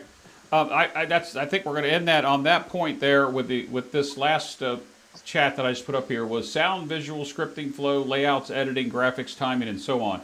Leon, I get what you're saying. The sound does fluctuate from channel to channel. Some people have some really expensive mics. I'm wearing a $300 wireless mic that you see right here. I've got semi-cheap cameras, but I have a super expensive computer, super expensive software, lighting. You probably can't see it, but this is green screen. It's a red wall. Actually, it's a green screen. The lighting that's up here is LED lights. It's professional photography lighting that I have in here. As far as editing goes, I premise my stuff on that none of my videos are edited because I want you to see how it is. I can take a look at somebody's video. I'm not going to mention their name. That they will edit a video, and if you look close enough, you'll see that dice roll moves, and they've edited the video to suit their needs. Because if you're watching a channel that always shows winning strategies, that doesn't happen. You guys know it doesn't happen. It's nice to be able to show a strategy and that it can win. But I was watching Dr. S the other day, and in his little videos on his OBS, he took a hit. He kept going. He kept going. He could have edited that out if he wanted to. He didn't. He kept going, and he was able to show that strategy came back and won. So from an editing standpoint, graphics you can do because there's several programs that are out there that can help you do graphics. And timing, I'm not sure what you mean by timing as far as the delivery stance goes, but all those things are great. And I think all the YouTube content providers that are in the audience today will take in that consideration.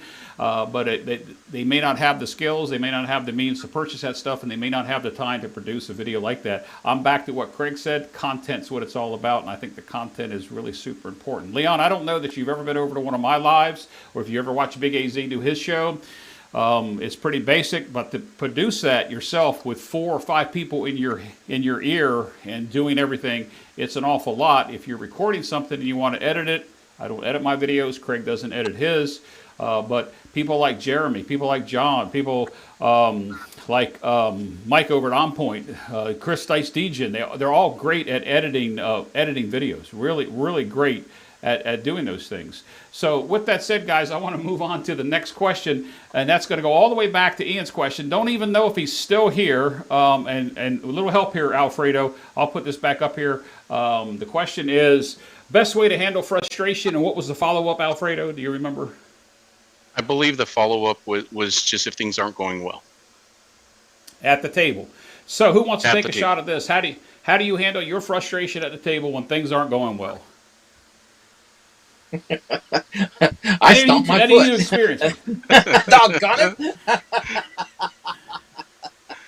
it. Yeah, the sailor might come out in me, I know that. But then I get over it. It is what it is. Let's put it this way. The three of you, that would be Dylan, Alfredo, and Dan, you have the most experience. How do you handle your frustration? We'll let you go first. Well, like I said, I stomp my foot every once in a while. I mean, what else? I mean, you can't. I mean, you have to release it, a little bit, but you can't go, you can't go crazy or anything. But you just got to take. You gotta accept it and then own it and then release it. So you can't let it. And that's the reason I stamp my foot or whatever. It's like, oh, dang, you have to. So I acknowledge it. I acknowledge that it happened. It's like, okay. And then it's like, okay, then I release it and I attack it. I set my mind, okay, yeah, that happened. It's not the end of the world, hopefully. 90% of the time, it's not the end of the world. So I have I can readjust whatever I need to readjust if I need to switch to a different strategy or from light to dark or hybrid or whatever. Then that's a key trigger. But you got to let it go. You can't go on tilt. You can't go on tilt because that'll kill you. And so you got to acknowledge it. You've got to understand it, and then you got to release it. And not let it overwhelm you. That's how I do it. Yeah. All right. Well, you see, Dr. S says I'll follow. Go ahead. I was just going to say this chat, and I'll let you go after Alfredo. Be professional. Never let them see you sweat. Losing sessions are all part of the game. I had a big winning session yesterday and a larger than I wanted losing session this morning. And last night the table was full. This morning the table wasn't, and I was frustrated for different reasons. Different reasons I was frustrated. But go ahead, Alfredo. Yeah, I don't know why this game always gets the analogy to like the game of golf, and because I've played both, and they're both highly skill games to the point that you have to put in the practice if you're gonna be more critical of yourself, right? If not, then understand that you're gonna see 7 within whatever that randomness says that it's gonna come. If you're not gonna try and do some sort of dice setting, but for me, short-term memory is as best as possible, but try to learn from what's happening. Was it where you landed the dice? Was it that you threw it way too hard and it just slammed into the back alligator wall? Was it that your grip was too low and one came out a little earlier than the other? Try to do some constructive changes in the moment that might even help you, because you might end up with a lucky hit, and then if you do nothing to change it, then you're not going to change the result in the long term. But at the end of the day, when you get really, really frustrated, it's time to walk. Don't go back into your wallet. Don't try to double down on stupid and go from 160 across to 500 and something across, because you're just going to lose your butt. And you have to learn when it's time to go take a break and eat, go get some rest because you might be fatigued or tired, or it's just a bad day. And sometimes it's a bad day. You chalk it up as a loss and you get on to the next day, and the next day may be a big win. And that's kind of like I did the reverse. Last night I had a big win. Today I chalked it up. Clay was still playing. He went ahead to continue to play. I stopped playing. I come back to watch him hit the small and hit him to. I think he won some. He might have broke even, but we were both down. But he kept playing and I didn't. I took a walk. Somebody just said that, take a walk. And I think Arnell's got a good point. Negativity or negative energy brings negative outcomes. It's always good to think positive at the tables, regardless of what the situation was. And my positive this morning was to walk away, and I walked away. A loser, but I walked away. Dan, how do you handle always come back? Well, yes. Let me start out by adding something to what Alfredo just said. And I'm going to tell everybody who's watching, never, never, never leave that table and go to an ATM. If you're down, you're done. That's the absolute answer. Now, I've learned that the hard way. When I was younger and I used to play like a crazy fool, and that table was getting the best of me and I was getting frustrated and I only had $100 left. Let me go over here to the ATM and cash out $500. Well, you know what happened to that $500? It went the same place where the rest of it had gone. So I just wanted to add that. As far as frustrated, I normally don't get frustrated anymore. And that's because I've come across something where I'm more on autopilot than I am actually playing like the rest of you do. I got certain things that I'm going to do come hell or high water. And if the casino hits me twice, I'm done. I'm going home, and I can do that because I live here in Vegas and I'm 15 minutes from 5 different casinos.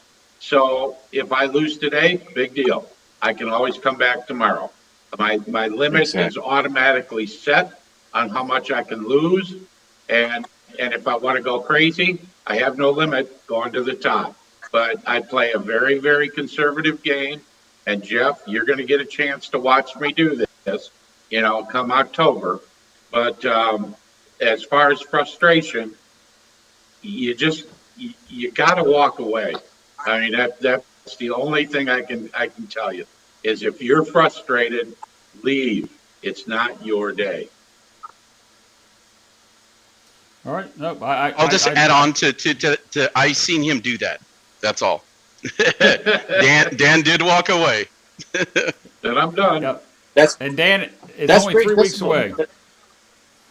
That's great discipline. That's part of learning on that learning curve that we all have to have and master. That discipline is so crucial to have, and along with the money management, it all goes hand in hand. And it all goes back to John Patrick and and what he preached, and so that it all fits together. Dylan, I promise you, I learned that the hard way, and I sure hope that anybody who's watching, doesn't learn it the same way I did. Right. Yes, sir. Yep. All right. I think that's I've been watching the comments that have been coming up in chat as we've gone through. I've displayed a couple of them up here about how they handle frustration. So let's go ahead and move on to the next question. I got to scroll back a little ways here.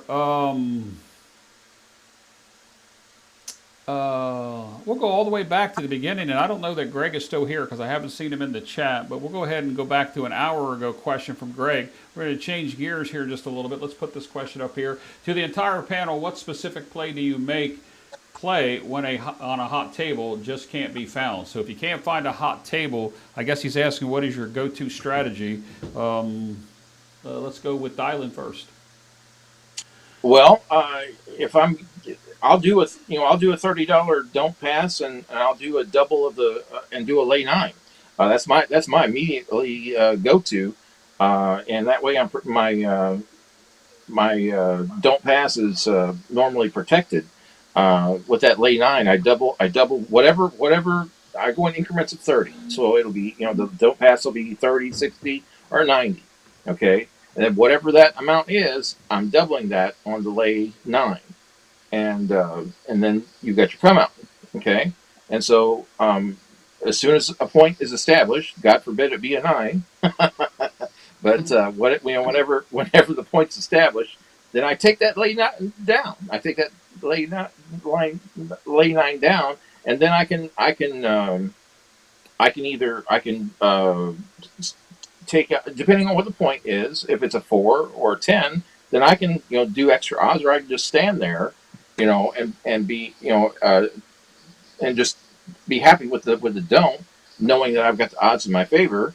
Or I can grab a 6 or an 8 or whatever. There's options. There's always options out there if you want to play a little bit of light, and that opens up that hedge betting world.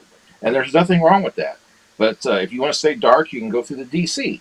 There's nothing wrong with that. You can have a don't pass with or without odds, and then go through the DC with half of whatever, either 30, 60, or 90, whatever that don't pass is. You go half of that in the DC, and you can set up your stuff and run with that. And there's nothing wrong with that whatsoever.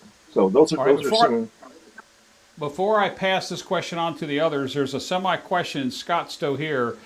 He asked about an hour ago too, Dylan, when you were talking about the international bison. He wants to know what an international bison is, and I've actually heard at my locals somebody asked for the bison. But go ahead and explain where that came from and why you named it the international bison. We'll get that out of the way. We'll come back to the rest of the panels while I continue to look at the chat that's in here.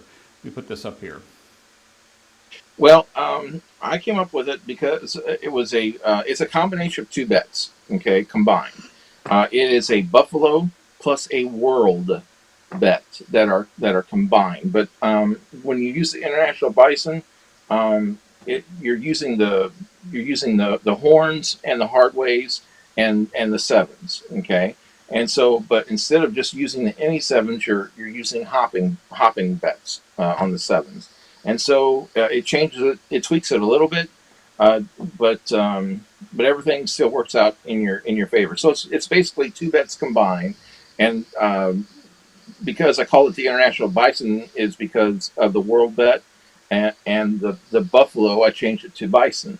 So that's how I came up with it, and I thought it was cute. I thought it was fun. I thought it was something different, and people liked it, So it came from me. It came from one of my thinking outside the box or whatever. Or what else can I do? What else can I do to add something that's cute but fun, but not too dangerous or whatever, or not too out in left field. So I just really, I just tweaked two bets and combined them into one kind of. So that's basically what it is. Yeah, I hope that helps. Well, I think it does. We've talked about the international bison several times on previous shows. This is our episode 15. Guys, you still got time to get in the show if you'd like to. Just go to the description below and hit the link to Zoom. You can join and get in. As you see, the game is almost over with. When it's over with, I will take that display down. John so eloquently put that the Cowboys were losing. But let's move on let's go to Dan. Dan, when you can't find that table you're looking for, and you're not there, you can go home because it's in your backyard. But really, what do you do? Do you travel casino to casino? Do you have different strategies? What do you do? Basically, I use one strategy, so I don't have a fallback. Craig has actually seen this before. Matter of fact, I think Craig, I think you got one, Right. and that's sort of my roadmap. And either I beat the casino or the casino beats me, and it don't take much for a casino to beat me. If they can get me 2 times out of 3 tries, yeah, Alfredo's got one too. But if that casino can beat me 2 out of 3 tries, I'm finished. I'm going home. And I've got the luxury to be able to do that because I don't have to travel 45 minutes to get to a casino like I did when I was back in Michigan. So I only use the one strategy. And I think I'm able to use this okay because for a long time I was just playing the don'ts. And all I played was one don't pass. So when you do that, you're standing around waiting for a long, long time. So it built into me the ability to have the patience to wait for what I needed. And so I just use that one strategy. It's on my channel, and I'll go ahead and tell you that it's the Craps Knockout Battle is what I call it on my channel. And that's the only strategy I use anymore. And it seems to be doing pretty good right now. It's running approximately $100 per hour of play. All right. I'm going to add this in there since he asked the first question. He also wanted to know, and I'll back up for a second to dial in, how long does it take for you to classify a table as being hot or playable? I don't want to call it a hot table, but something that you feel comfortable staying there. Do you have a criteria at all to dial in before I go back to Dan?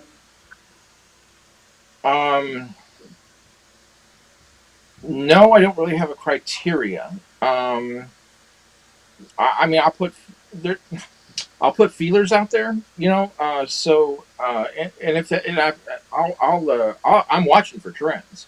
So, if it's cold or hot or what have you, then I'll know that by the hits and whatnot. And if it's outside versus inside, I really pay attention to those things. So, if I put feelers out there and just 44 inside or 66 or what have you, and see how the trend of the tables that the action of the table, then that'll dictate what I'm going to do. Because I will follow the trend of the table and ride the wave. I want to surf that wave and ride the trend of the table. And if it's 3 strikes. If they knock me out 3 times, then I either leave that table or I am forced to change my strategy and go from light to. I've got to change my strategy. Yeah, I'm either because I've got the 3. I've got the light side, I got the dark side, and I got the hedge. So I will change. With 3 strikes, with on that 3rd strike, if I'm looking for a hot table and it's not working for me. On that 3rd time that I'm down, that I either leave the table or I have to switch strategies. Nope, you took the words out of my mouth as far as the 3, so you don't have to come back to me because I run all 3 of them. And if I can't make something happen on all 3, that means I'm backwards. The timing's off. It's time to walk away, like we talked earlier. All right, Alfredo. It looks like you're about ready to doze off there, or you're texting somebody, making notes maybe for the next show. I don't know. I was looking at the chat. I'm sorry. No, so I mean the bets. The bet thing is difficult for me because it's twofold, right? Like my home casino, which is an answer to one of the future questions that came up, is the Orleans.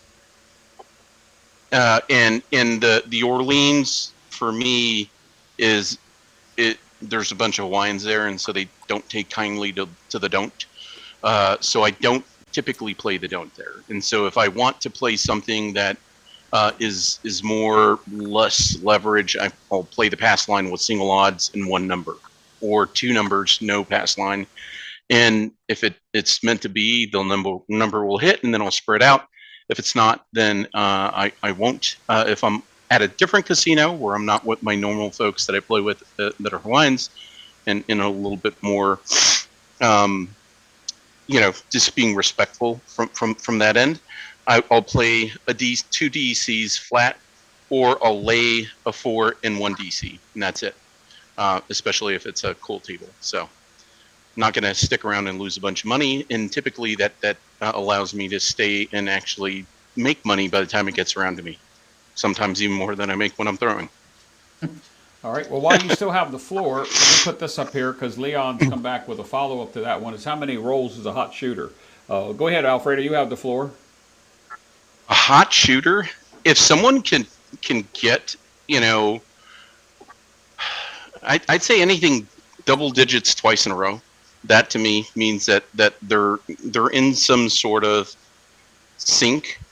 If they have one long roll and then they immediately have a short roll, that might not necessarily warrant, a hot shooter, because you can lose your butt, betting on them across the next time around. So hot shooter, backing it up back to back double digit rolls is what I would consider a hot shooter. All right. Doesn't need to be a 20 or 30.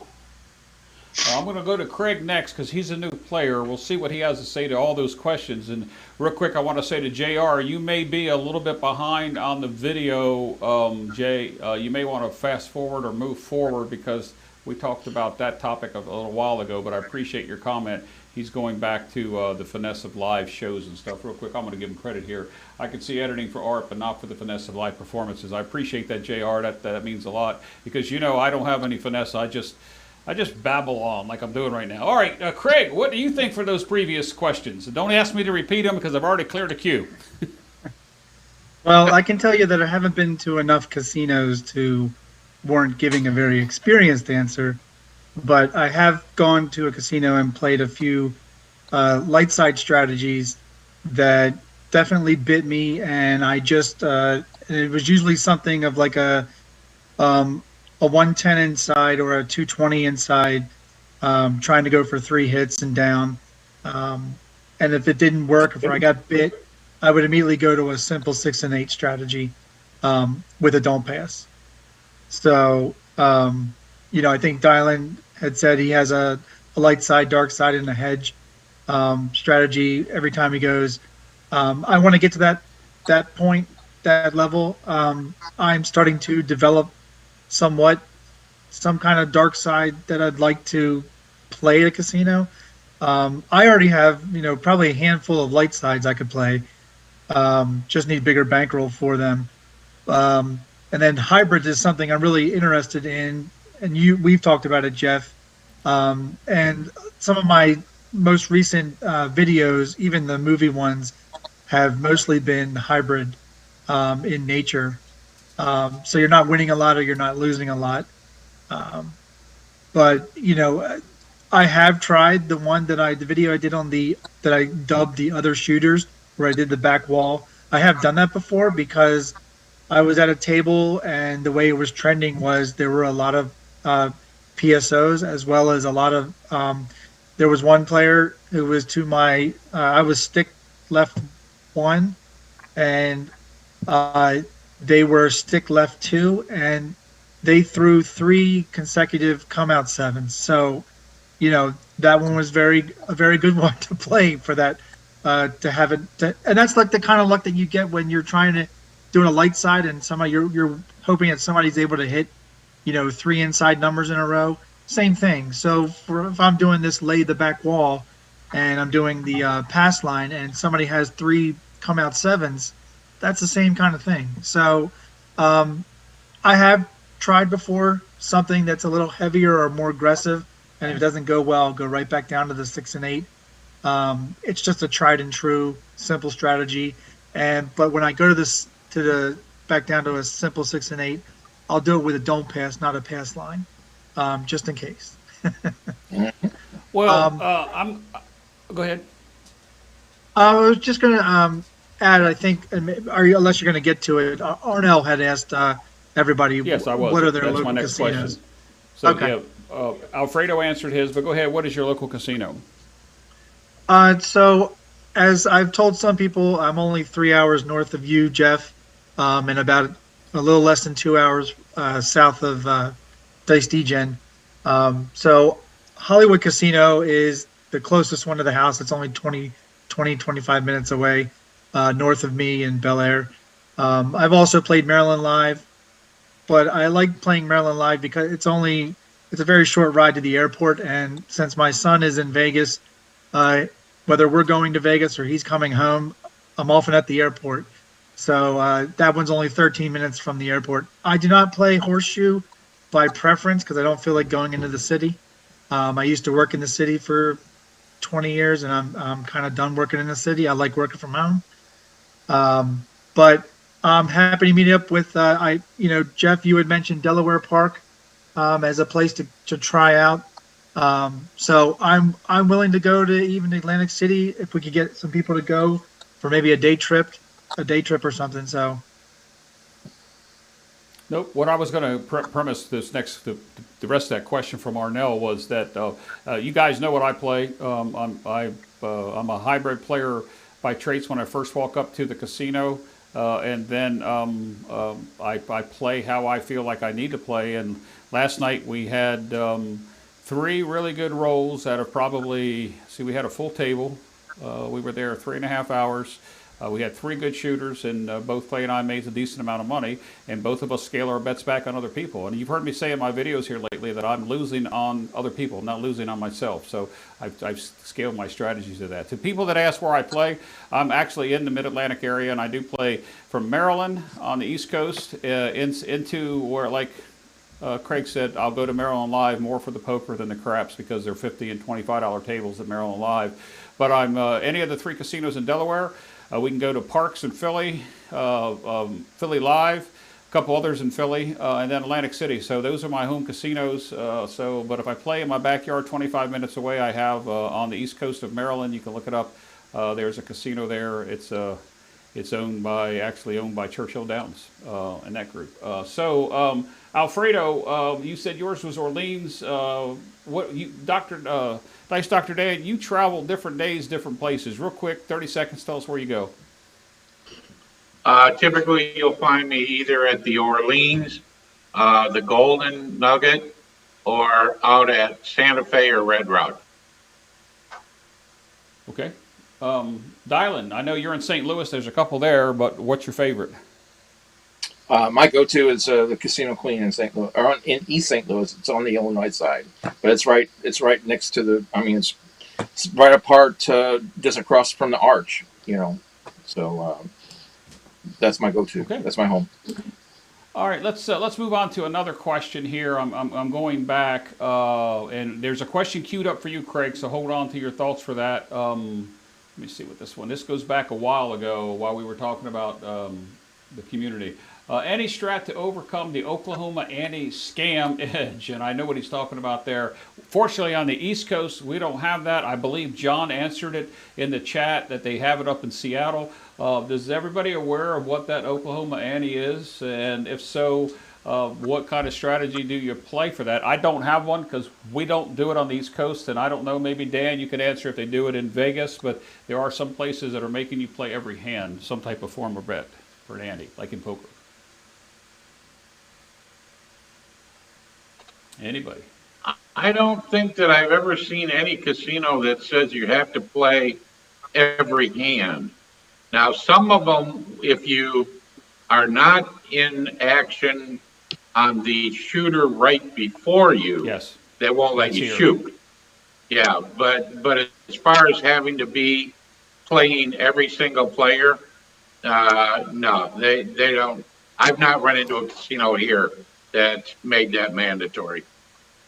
Yeah, well, they have evidently in the Northwest, and even where I've played, everywhere I've played, if you walk up to the table and you don't have a bet on the previous shooter, you can't play. And that happened recently. You could tell the person was new, and they came up to the table and they waited and they balled in and they thought they were going to be able to shoot, and they passed the dice to the next person. And although the person didn't get aggravated, they just didn't understand why they couldn't shoot, and that's the reason why they got there.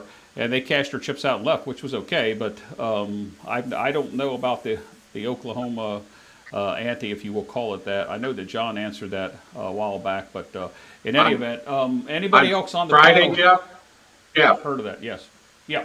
Jeff, on Friday, I saw just the opposite of that, where a fellow walked in right behind me, and he cashed in. I passed the dice, but the guy before me, he sevened out. The fellow next to me on the left, he cashed in, and then they brought the dice over to the guy next to me, and he went, "I can't shoot." He says, "I wasn't in action last time." And they said, "Oh, okay." So they took the dice back away from him, but they were going to let him shoot. Well, Yeah, I the think I've Oklahoma actually seen- ante, I've seen where they charge you on the come out roll, they charge you on any yo-11, any crap bet. Every time the line gets reset, or anytime they win, they charge you. I think it's in the south, and then in the north they don't charge. But Wow. yeah, I've seen a lot of casinos now not even require a line bet when playing some of the prop bets, which is sort of You don't- interesting. you don't- Where don't some have to do it at my local. still do, and some don't. Yep. Nope, I could put up 555, not have a line bet out there, and not play anything else. Now, I think that they'll get on you for that. In Atlantic City, I'm pretty sure Clay could probably attest to this, and I don't think anybody else. Chris from Dice Degen and Ted's not here, or Lou. I haven't seen Lou either. But to play any of the prop bets, you have to have a line bet up there. But at the two places that have the ATS locally here, one doesn't require you to have some type of line bet out there to be able to play that. And from my standpoint, I put the line bet out there to cover the bet. So, well, on the ATS portion of it, I'm matching the line bet to cover the ATS bet just in case it gets whacked. Right. Yep. Okay. Anybody else? Anything with the Oklahoma? I'm looking to see if anybody put something in here. I don't see any more. There's a comments question coming in about. There's a question about any set that rolls more sevens. Yeah, I'm watching them talk about the sevens here, and I was trying to go back to the beginning of who talked about that, because even Darksiders joined us now, and he had a comment in there too. I'm going to premise this last question we just talked about. Let's get some clarification. The Oklahoma ante is on the come out roll only. I typically have to deal with it, and unfortunately, a Texas Dicer, I don't know how I would handle that. I know that might be the rules at your local area, could be the gaming commission's rules. I'm not sure, but I think we've talked about that. It's just not everywhere, and I hope it doesn't come to everywhere, because if it comes to everywhere, then I think we would have a problem. Alfredo, can you? I'm looking for that question. I can't find the root question. I don't know where the root question was. I just saw the one that Dan DVD put in. It's somewhat recent. Yeah, I have that one. I'm not sure exactly what they are talking about. Let me search Dan. There's the 3V. I see John put something about the come out sevens, and then I think it just kept going. That's 7-1, 7 on the come out roll is juicy. I don't know. Lots of different comments around. Well, I do see a lot. Dylan's giving you. Take this since I see you, Dylan. So I'll let Dylan go ahead and take it. Go ahead and talk about it, Dylan. I don't know if that's what they're talking about. I'm looking for the root question. I missed it, but go ahead, Dylan. Well, the dice set that will throw the most sevens is the all sevens. So it's to me it's 3, 5, 4, 2, because it shows sevens all the way around, no matter what, as long as it's on axis. So that's the whole every spin you're gonna see a 7. So no matter what. So I'm trying to show that. So it once again. Go ahead. Yeah, I'm just going to take the devil's advocate thing from that, in that so many people roll the hard way set, and it leads to so many 6-1s. And you also have the double pitch 7s that come from it. Exactly. It actually has the highest combination of 7s that you can have, because you're introducing all of the 7s on the inside, whereas a 3V set does limit the total amount of 7s on the inside numbers. That can be. Were you talking about it if you stood straight on axis? Yeah, the 6-1. So let's say if someone. Okay. Yeah, an explosion, implosion. Right. On a hard way set. So on a hard way set, because you have both. No, right. But even with that hard way set, what I was, when you were saying I've got a 7 in the center as well with Yeah. with that 3-5-2-2-4. So I mean, That's if they were to that's accounting for if they're going to perfectly throw a toss, right, and keep it yeah, not only both on axis but both as a primary hit.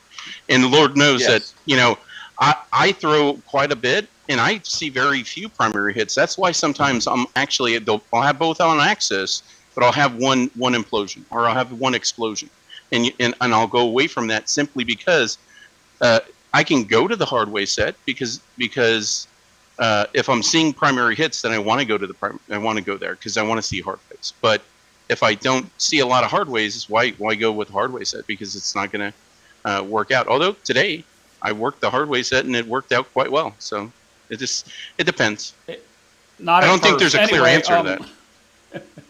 You didn't hear what I said, Alfredo. Not at first it didn't, but yes, that's true. I don't want to get on the DI question today. We've covered that so many times in 15 episodes, and it seems to alienate and start people the wrong direction in the chat. But we can do this one of these post shows coming up that we're going to have dialogue. There was a question that was asked earlier, an hour or so ago, and basically the question I got John up here, by the way. He wants all the panelists to know he's doing his 30,000 roll thing, and he's taking care of the metrics, and he wants to know, how do you know your practice is fruitful?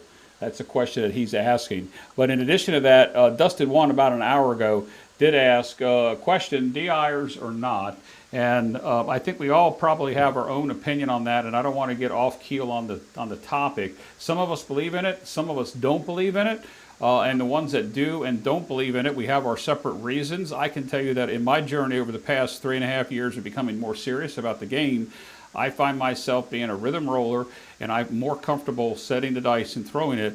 And there are some times that I don't do it. I've done it live for the past month here. I've had rolls in the 30s and 20s consistently, and then I've had, like I did this morning, I could get past a 4, and I'm setting the dice the same way I did last night. I had 3 good rolls last night. What I consider good rolls, I shot 3 times. I had a 31, a 7, and a 13, and I was happy. And that was all setting the dice. So when we talk about the 7 set, I think we all have a difference of opinion about, where we all throw differently. What works for one person doesn't work for the other. You guys need to go back and watch Alfredo in my show this past week. He adjusted my set, and I was actually able to extend, what I do, 27 that night, Alfredo, when you were on the show? I think I did 27. And go back 2 weeks ago on my channel, and you'll see George from CY come over and work through he and I rolling out. And although we both had short rolls, we both shot 3 times. We had 4 rolls above 10 and 3 rolls above 20 in that hour and 50-minute show. And he goes through about what Dylan and Alfredo was just talking about. So, whether you set the dice, you don't set the dice, the primary core is that you got to know and understand your betting standpoint. And it's like I said a minute ago, I'm losing on other people. I'm not losing on myself. And that's something that I have to adjust in the game. Either I don't play on other people, and we all know people that don't play on anybody else, and they just bet on themselves. But let's go on around. 21 days, Jeff. Hold on, Diane. Let's go around, and Dylan, you seem to get a little perturbed with me when I said we weren't going to have that discussion because it just creates the chat wrong. It just creates stuff. Yeah, no, I agree with that. I agree with that. We did a post show about 6 shows ago where we talked about DI for almost an hour and 20 minutes after the show was over with, if you remember. So we can bring that topic back up. We're pushing 2 hours now on the show, and I just want to keep the show moving in that direction. So go ahead, Dan. What were you going to say? I was going to say I want to see how you feel about that betting on other shooters 21 days from now. You'll see. I'm going to try to teach you something. That's all right. Just bring a big bankroll because you were banking me, weren't you? No. All right, Craig. How do you feel about setting the dice and or either dice influencers or controllers or rhythm rollers or? I'm fine with that setting dice. I do what I do because I've been successful with it. I've tried just chucking them, and it's, I don't get the same extended roll that I would. Am I chucking them wrong? I don't know. Am I randomly chucking not the right way? But I have tried like different angles, different positions on just randomly grabbing them and tossing them real quick with nothing, and it's hit or miss. I mean, I think Whalen's pointed out seven's coming. You know, sometimes you get unlucky rolling it and it doesn't come for a while.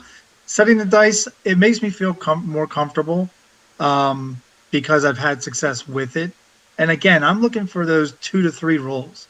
If I can do it and it helps me in 2 to 3 rolls, and I've pressed and then collected, great.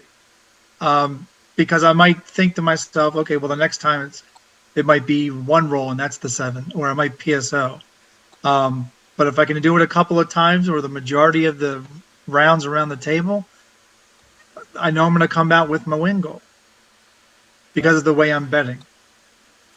Well, let's end this topic with this chat here from my good friend Joe over at Craps Master Journey. Hold on a second, Dan. Hold on, Dan. Let me just put this out here because you'll mess up my train of thought here, and that's happened about 10 times, and I'm old and I'll forget. Craps Master Journey, Joe says, Jeff, I thought this wasn't going to be a long show tonight, and I think what I want to mention is that he's actually doing a series on dice influencing and dice setting. I believe he's up to video number 6. Yeah. I believe there was 10 videos in there, and you guys got to go over to Craps Master Journey, like and subscribe, watch that series. I haven't watched all of them, Joe, but I know I'm in the middle of number 4. I have not finished it, but he has an excellent video there, so go out there and like and subscribe to that. Okay, Dan, what was it you wanted to finish up on this?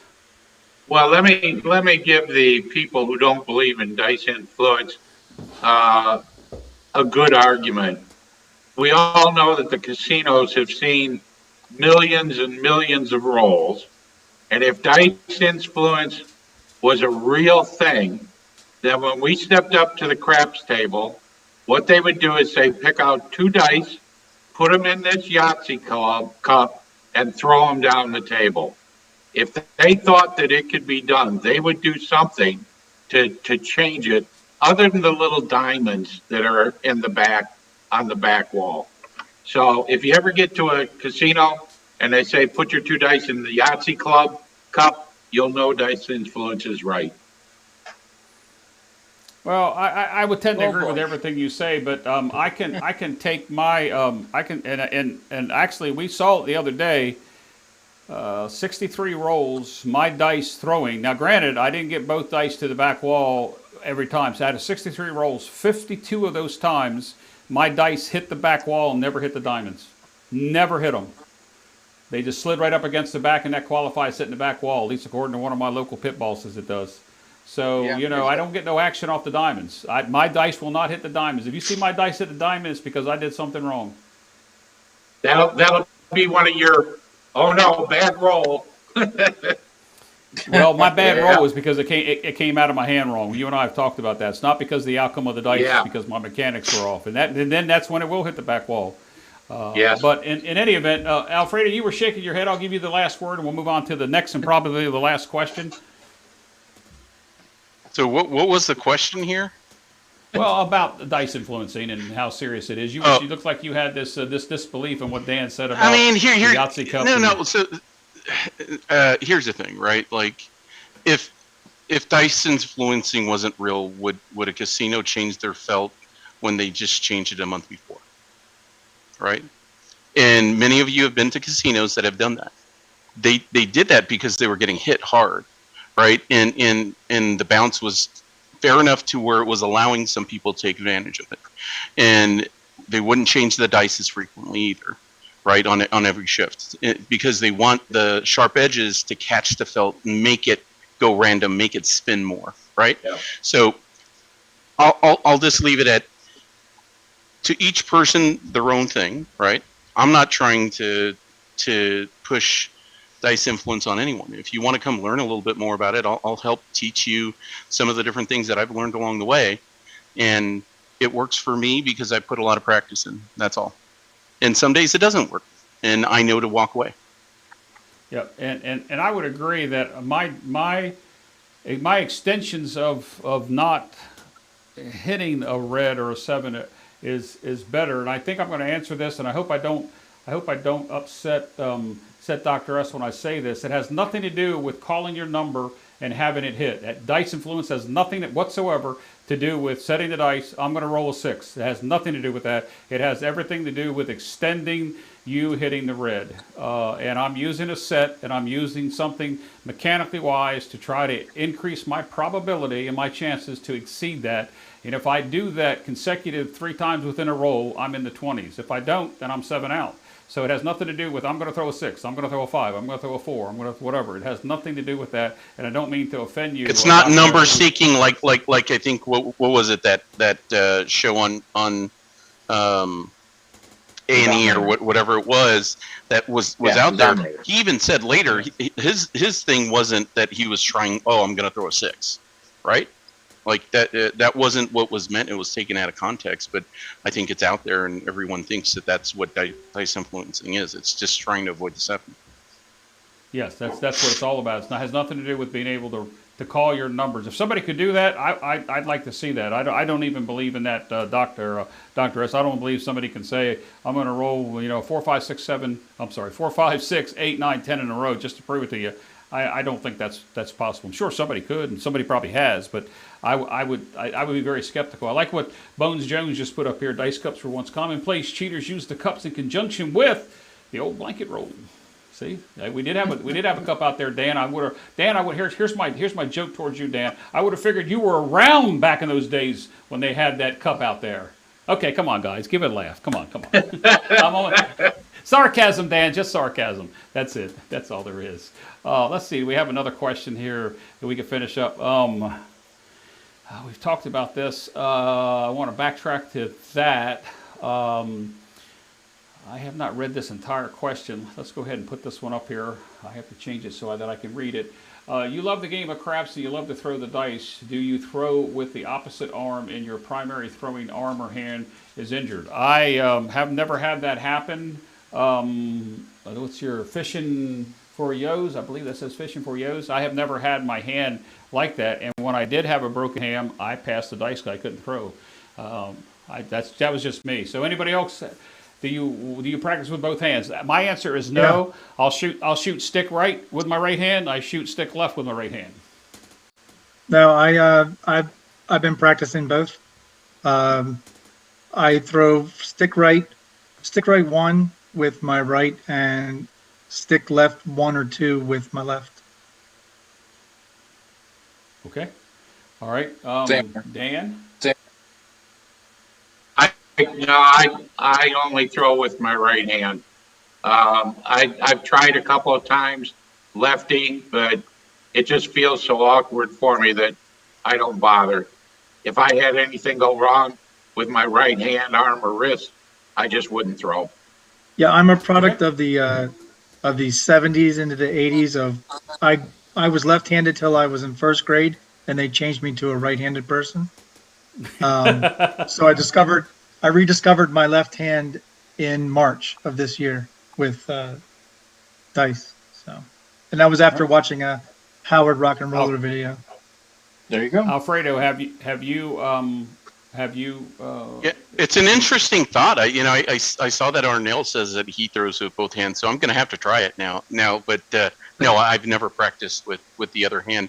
I will tell you the right side, which is actually the opposite side. The left side feels more comfortable to me as a right-hander, which is sort of odd. It's supposed to be the other way around, but I will start shooting with my left hand just to test it out and see what happens. All right, Skill, you. I do both, so it doesn't bother me one way or the other. I can do both ways. All right, got that question out of the way. Craig, we have a question for you, and then we're going to wind it up with a question from Dusted1. Craig, this was a question directly for you. I'll put this up here. You may have seen it a little while ago. I think you mentioned it. Craig, does it worry you that there may be complete novice come across your channel and have them think that you are a very serious player and that you follow your own advice and it happens to get crushed? I believe during your videos, you pretty well state that don't play this way. I'm doing this strategy for novelty purposes and learning the game. I have, but I've actually had some people put in feedback that they've taken some of my strategies and they lost 3 times. But they still like the strategy, and they still think it's a viable strategy that can work for them in the casino. So, A, I didn't get into this to have fun with people's opinions. I don't care if somebody loses on a strategy I show in the video. That may sound a little arrogant, but I came in to have entertainment, have fun. If you win with one of my strategies, that's awesome. I'm not about to put in my description the thing about like a, you know, this is not to be done at a casino. This is only for entertainment purposes. I don't care. I'm just having fun. If you like it, great. It's like any other YouTube channel. If you like the content and you enjoy it, if you're taking my strategies that I'm already telling you up front that I don't even play them, or if I do it, I probably say in the video, be careful or something along that lines, because as you see in my videos, half the time I win and half the time I lose. That's reality, and I take it to I take that to the casino, because that's reality in the casino too. So, I think some people are trying to dig up some opinions, and that's not what I'm about to get into. So. Yeah. Well, you're one of the channels that do show the losses, and I like that. I actually commented on somebody's the other day that had a rollout that was a loss, and I said I commended them for showing that, because most people show that it's a win. But isn't in your about section on your page, don't you say something about your status of what you're doing and where you've come? I believe I read that on your about section. If they think I'm a seasoned player, maybe that's because I'm good at putting the content in the videos. Because on my about page, I'm telling everybody up front, I just learned this in February, and I've only been doing this for a little bit. I'm still learning. I want you to come along and learn with me. That's why I put out a learning strategies video series, because I'm teaching you exactly what my experience was at the table, and I'm bringing it to the channel. So, come along. We'll have fun together. And hopefully I could shoot dice with some of the people that actually give a good amount of feedback on my videos. AZ Crap Shooters. I don't know if I'll ever meet him, but he's very vocal in the feedback that he gives me. He tells me straight up whether something worked, whether something didn't work, whether he thinks something has potential or not. That's great feedback. That also helps me with the videos as well. So. All right. Well, you're welcome to send any of your strategies my way. I'll be glad to roll them out. I don't know. I haven't seen all of the videos that you put out. What? In that context? Well, I mean the strategies. I've watched a lot of your shorts. I've watched a lot of the other stuff, but I'm actually going to dig into some of them. Hey, if I could get the strategy as long as the shorts, I think I'd be doing better. Okay, there you go. And that's how I think most YouTube channels start, craps channels start. They take strategies and they roll them out, they put them to the test, and then when somebody comes out with 10 or 15 other YouTube content providers will take it and they'll put a twist to it, and it gets momentum through that strategy, and usually goes through the circle, and there's a lot of channels that are doing that. But I have to say, Craig, yours are pretty unique because you're basing them on movie characters, movie names, and sometimes I haven't seen the movie and I still find it fascinating. Because it's like we're playing Clue. Go back to a board game when we were younger. It's like who killed what with what in what room, what Yeah, but, I've actually had somebody say that they're glad that I put in the description what it's about, so they didn't have to watch the video. Well, let me ask you this question. Goodness.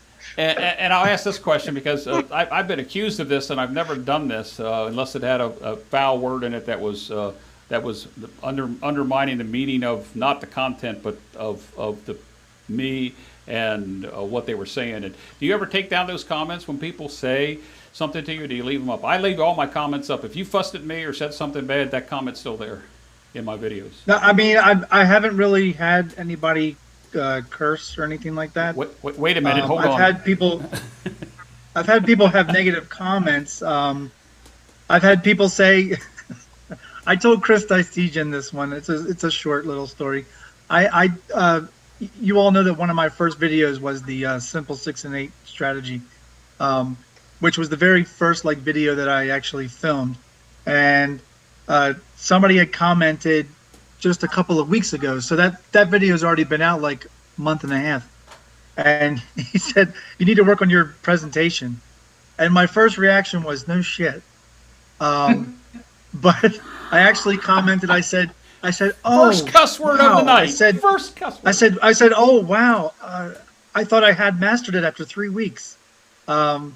So I was talking to Chris Degen about that, and we had a good laugh.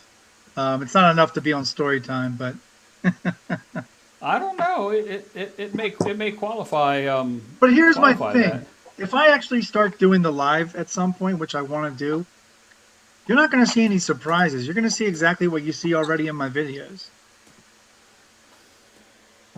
Well, no, I would expect that. I mean, we all have something that we're good at doing, or we're trying to do something that somebody else isn't doing. Well, we all start with strategy building, strategy rollout, strategies to see if it works. And I did that in my channels, and I had several people that have YouTube channels now that actually sent me strategies, and I always plug this because I think the world of Waylon, and his mind just blows me away by. And when he talks about the books, he really does have them because I've seen them. But he would send me strategies, and I'm like going, Waylon, I don't know, I can roll this one out. This is pretty well above my means. It would take me 6 or 7 times to get it right, and then he got tired of me messing it up so much. He got his own channel. Now look at him, he's 2K plus, and way to go, Waylon. But the whole strategy idea and why we're here. This show here, we're talking community. We're talking about what we like, what we need, what we want to see. But it's been entertaining tonight. There's been some banter back and forth, and there's been a few one-liners that probably I shouldn't have said, joke-wise. But we're all here for the same reason. And we just peaked at our most amount of viewers at any given time. It's just since dropped off. We did it about probably right around the 11 o'clock hour. And we've had some new people just popped in, and I hate to tell you, but we're almost done for the day. I'm going to get to this question, and then I'm going to ask about the next show, and we're going to call it quits for tonight, guys. Here it is from Dusted One again. Let me get that scrolling thing off there because it's going to really look bad because of the visual effects. First time at the table, win or lose in the amount. My first time at the table was loss. My second time at the table was loss. My third time at the table, okay, I'll just keep going on. Anybody, any of the panels want to take this question? Dialing. My God, that was so long ago. I mean, Did they have human bones? I mean, bones, actual bones then, or were they dice? no, they were dice. It was back in '93. I mean, shoot. I would assume that because I was, I cut my teeth on John Patrick and his videos on VHS. So I strictly adhered to what he stated, but I don't recall. I mean, if I lost, it wouldn't have been. I can't. I would say that I would break even. Or just make a little profit, but because I hedge betted a lot, and I just kept it low. I didn't go. I never went crazy, especially in the beginning years. But I never went on a huge losing streak. It's always been break even or make a little money. It's not that I'm not saying that I haven't lost. I have lost, but those first early years, I was super strict because I was scared. I was scared because I didn't want to lose my money. That was a major fear that I want. I didn't treat them like chips like I do now. So I looked at it differently. So it was real money. To me, even when it was in chip form, and it's not. You develop a different mindset a little bit when you relax a little bit. So, that's a weird question. So, but I just have to say that I really had the fear of God in me that because I didn't want to lose. But I'm not saying I never lost either. I'm just saying that a lot of times I broke even. And then left, or else, or I would really try hard to get back up to even, and then leave, or I would just show a $20 profit and then leave. So yeah, it was like that back in the early days for me. All right, so Alfredo, between the time that I said I lost and Dylan's 4-minute expose there, can you tell us somewhere in a shorter time period of that, what you were in? Yeah, I'll try to be concise. It was back at the Orleans when they had tables even over in the buffet area as well.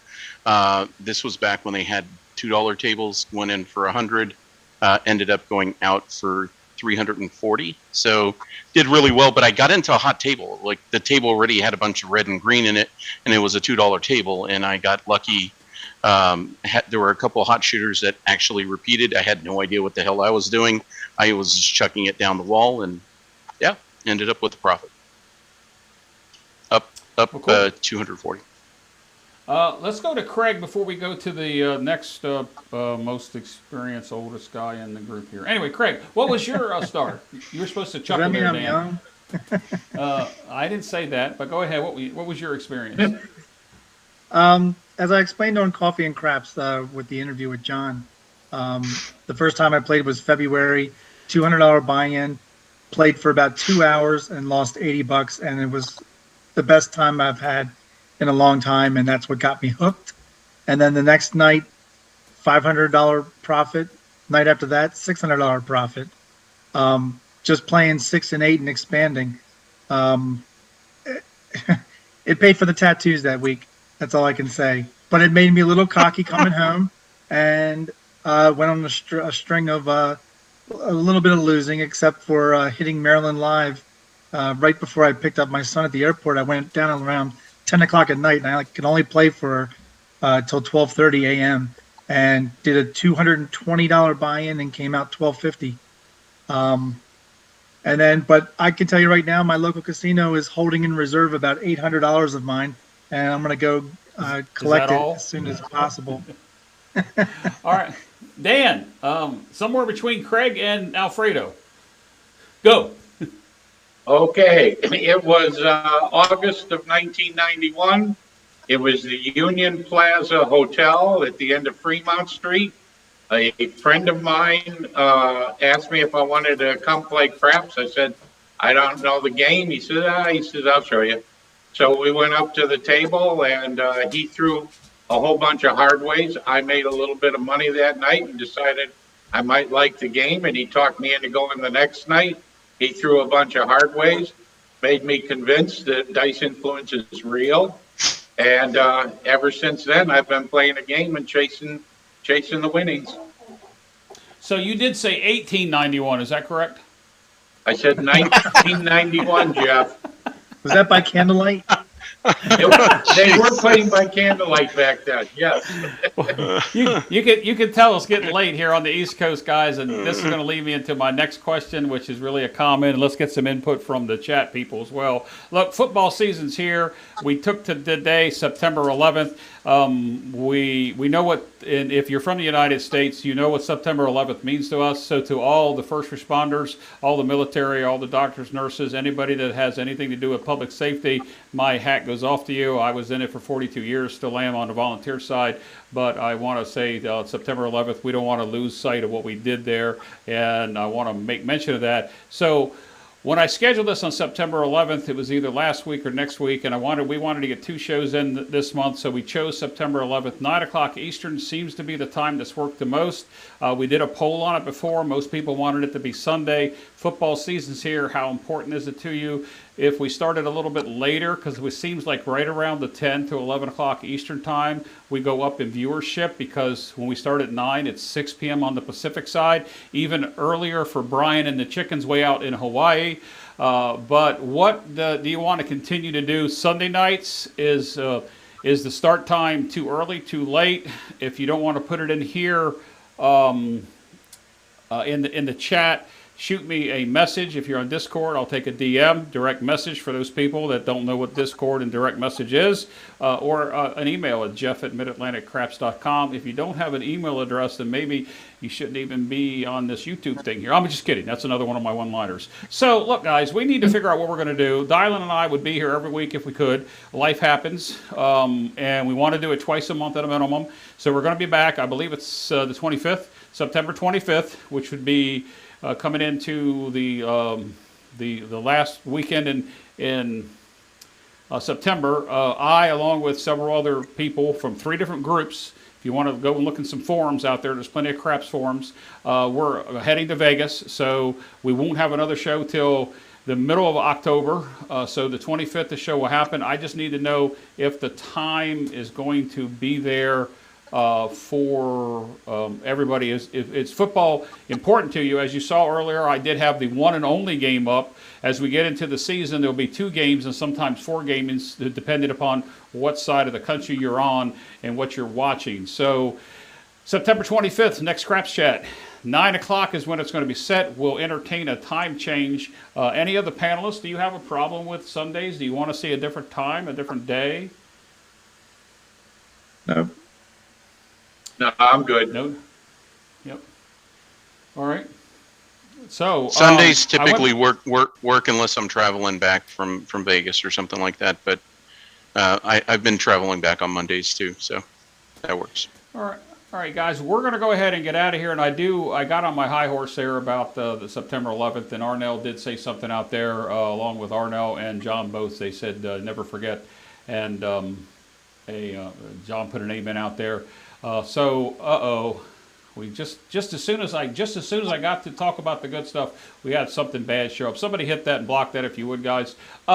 So with that said, we're going to go next week. Let me switch back over here to just to make sure we covered everything. I did mark a couple things here I wanted to put out here. Vince joined us about 15 or 20 minutes ago, and he said this crap stuff is growing fast. Vince, you should go back to about the 25-minute mark on this show. We talked 40 minutes or more about the craps community, what the YouTube content providers have done. Your name was mentioned in a positive way many times during that discussion. And what we have, that's no pun intended. I mean, what we've done, everybody's done, and what the viewers and the subscribers do keep us going. It keeps us with ideas. We talked about the community events. We talked about production level. We actually had a request for higher level production, better lighting and effects and sound and microphones and so forth and so on. The discussion went on pretty good for quite a bit, and I really like that. So Vince, you're right. This crap stuff is growing really fast. And yes, I saw the chat going back and forth between you and John about the subscribership, so forth and so on. And to everybody that supports us all. I think here's a good one from Texas Dicer. Thanks to all. And there was another one out here that I wanted to put up here. I don't know that I've seen Mike here before. If I have, I apologize, Mike, but thank you for the compliments. Great content on the and thanks for the show. This is teamwork here. It's just not me. It's the platform we're streaming on YouTube. It's the channel that somebody, I'm not supposed to say his name, put together for us. To be able to have this forum, and anybody can come on the show. We want to see some people that aren't YouTube content providers get on the show and give us some insight about, from your standpoint of being a craps player, but maybe not a YouTube content provider. And I miss Kevin Farm. Can I say that? Can I say that I miss Kevin? I know that Brian explained where Kevin was, but I missed him. Anybody over there in Hawaii that sees Kevin, tell him to message me. I want to make sure he's okay, and he would come on and give us a perspective from the standpoint of a viewer, although he hangs out with a wide bunch quite a bit, all of them. And we won't say anything about Alfredo because he spends a lot of time with them too. But yes, Alfredo, I see you looking up there. The community's fun. It's growing. It's good. Guys, I'm going to stop rambling on here. Thanks. I looked at a couple more thank yous coming in here. Guys, we couldn't do this show without you. Once again, thanks to everybody that is out there. We're going to go through the last word, and we're going to give the last word to Dr. Dan first. 30 seconds, each one of you. Go. I want to plug my new website. I want you all to go to CRAPS Clinic. It's got approximately 40 providers on there. You can click on their logo, and it'll take you right straight to their channel. Everybody who's on this show tonight is included in that website. So go there, and I appreciate it if you do. Thanks. Hey, Dan, could I just get maybe a little pat on the back and you just say something else? Sure. What do you want me to say? What do you want Oh, me to never talk mind. about? Never mind. We won't talk about who told you to lock that domain in. Who told you to lock that domain in? Some guy out on the mid-Atlantic craps. Jeff did it. Yeah, he told me he had a good name for a show and a channel, and he's called it the Dice Clinic. And I said, you need to lock that domain in before somebody steals it if it's already available. And daggone, 2 days later, if he didn't have it locked in, I tried to buy it, but I couldn't buy it. I was gonna blackmail him and sell it to him for an extra $100, but I couldn't. Yeah, I didn't beat me there. All right, Craig, up to you, Craig. I just want to say I want to thank everybody for the feedback on the user submitted films for the strategy series I'm doing right now, the movie one. I'm actually going to do I have plenty of movies to choose from for a second series of user submitted films. We're also trying to, John's brought this up before, female representation. I've actually now have 3 strategies that have been submitted by women. So let's get them back at the tables. Let's get them more YouTube channels. It's great. So I love it. All right. Okay, let's go, Alfredo. 30 seconds. Hey, thank you guys for all the support that you do, Dan and Craig, and I look forward to giving you some ideas on a couple of strategies. I don't know what type of video you connect it with, but I'm sure you'll have that creative side because you have all the videos in your brain there. But yeah, 9/11, never forget, guys. Thank you guys for those of you that have served. And I'm with you with the female representation. I look to hopefully have on the next Craps Chat. I'm going to try to recruit a couple different people that I work closely with that are female dice influencers, and hopefully we'll have them on the show. Maybe at least 3 of them to come on, and it'd be nice. Fantastic. All right. Dylan, you get the next to last word because I have 2 statements to make before we get out of here. All right. I guess my thing is that with the dice influence, I always say, it's a placebo effect. It can't hurt you. So that's one of my little sayings. So I'm just going to leave that at that. So anything that can potentially help you, even if it's psychologically, it's not going to hurt you. So. That's my 2 cents on that for tonight. But thank you all for coming and enjoying and being part of this. Everyone, we want perspectives and we want everybody's 2 cents, and that way we can all make $1. So we got to keep growing, and you're all welcome here. So without you, we're the show is. Lacking. We don't want to lack. We want you to participate, and I thank each and every one of you for throwing your 2 cents in. So you matter. You really do matter. We do want to hear from you. So thank you very much, and we look forward to seeing you again next month. And it's going to be fun, like always. Thank you, Dylan. We'll see you not next month. We'll see you in 2 weeks from tonight, September 25th. Oh, 2 weeks. Okay. Today's the 11th. Maybe I've got that wrong. But anyway, yes, we will. Look, one of the things I reached out to today, and I didn't get a response back from him. I talked to him a couple weeks ago, and that is Dave Carlin returns with his new season on the Same Bet channel. So tomorrow night, I'm not sure of the time because he's an hour behind me, but Dave Carlin, Same Bet, returns tomorrow night. I don't know what his topic is. I know he put a little teaser short out earlier in the week, but you want to check Dave out. He's an excellent interviewer. He doesn't stumble and say, every other word like I do. I've been on his show. He's really good. Make sure you check him out. It is a craps talking show typically, and he brings one guest on and one guest only. That's the Dave Carlin Same Bet Talking Craps tomorrow night, Monday, night. From my standpoint, I do have a pay it forward coming up sometime this week. So you want to have the notification bell on. If you want to know when that's going to happen, we're going to do both Crapsy and we're going to do it live. And Vince, we talked Crapsy for the first 20 minutes of the show tonight. So you might want to go back and watch that as well. With that said, guys, the last thing I want to say is everybody on the panel here and everybody in chat, say happy birthday to John. It's his birthday tomorrow. Thanks to Greg for reminding us that it's John's birthday tomorrow. Hope you have a good one, John. And happy birthday, John. Happy birthday, John. And as Vince just said, happy. I'm not singing. Greg wants me to sing. And look, I'll show you. Look, Greg wants me to sing. He's still here. He wants me to sing happy birthday. And if I told him if Greg had come on the show, I would have sang happy birthday to John with him, but not by myself. It's bad enough that I thought I was going to have to do something in Vegas in November, but it seems like the date's not going to coincide, so I am not going to be able to have to take the quartet up. They're going to have to be one short on a voice because I can't make it on the 18th, 19th, and 20th of November. I will not be able to be there. To you. Happy birthday to you. Oh. Happy birthday, dear John. Happy birthday to you. Oh my gosh! See what you started, Greg? Do you see what you started?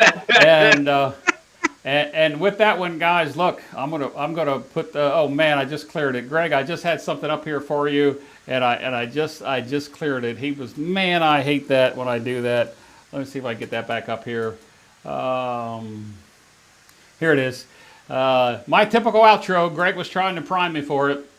It's typically why I end with be safe and play smart. For those guys that know why I say that, be safe is because I was in public safety for 40 plus years, and play smart is because you got to keep the money in your pocket and not in the casinos. That's what this community is all about. Till next time, guys, on behalf of the panel, Dice Dr. Dan, like and subscribe. Old Bay Craps, that's Craig. Texas Craps Shooters, Alfredo. Skill and Luck, the creator of the show below. Till next time, guys, this is Jeff from Mid-Atlantic Craps. Before I say it, you guys want to join the after show talk? Hit the Zoom button right now because we're going to talk for a little bit after this show. Come join us on the Zoom side. It's in the description below. Till next time, guys, be safe, play smart.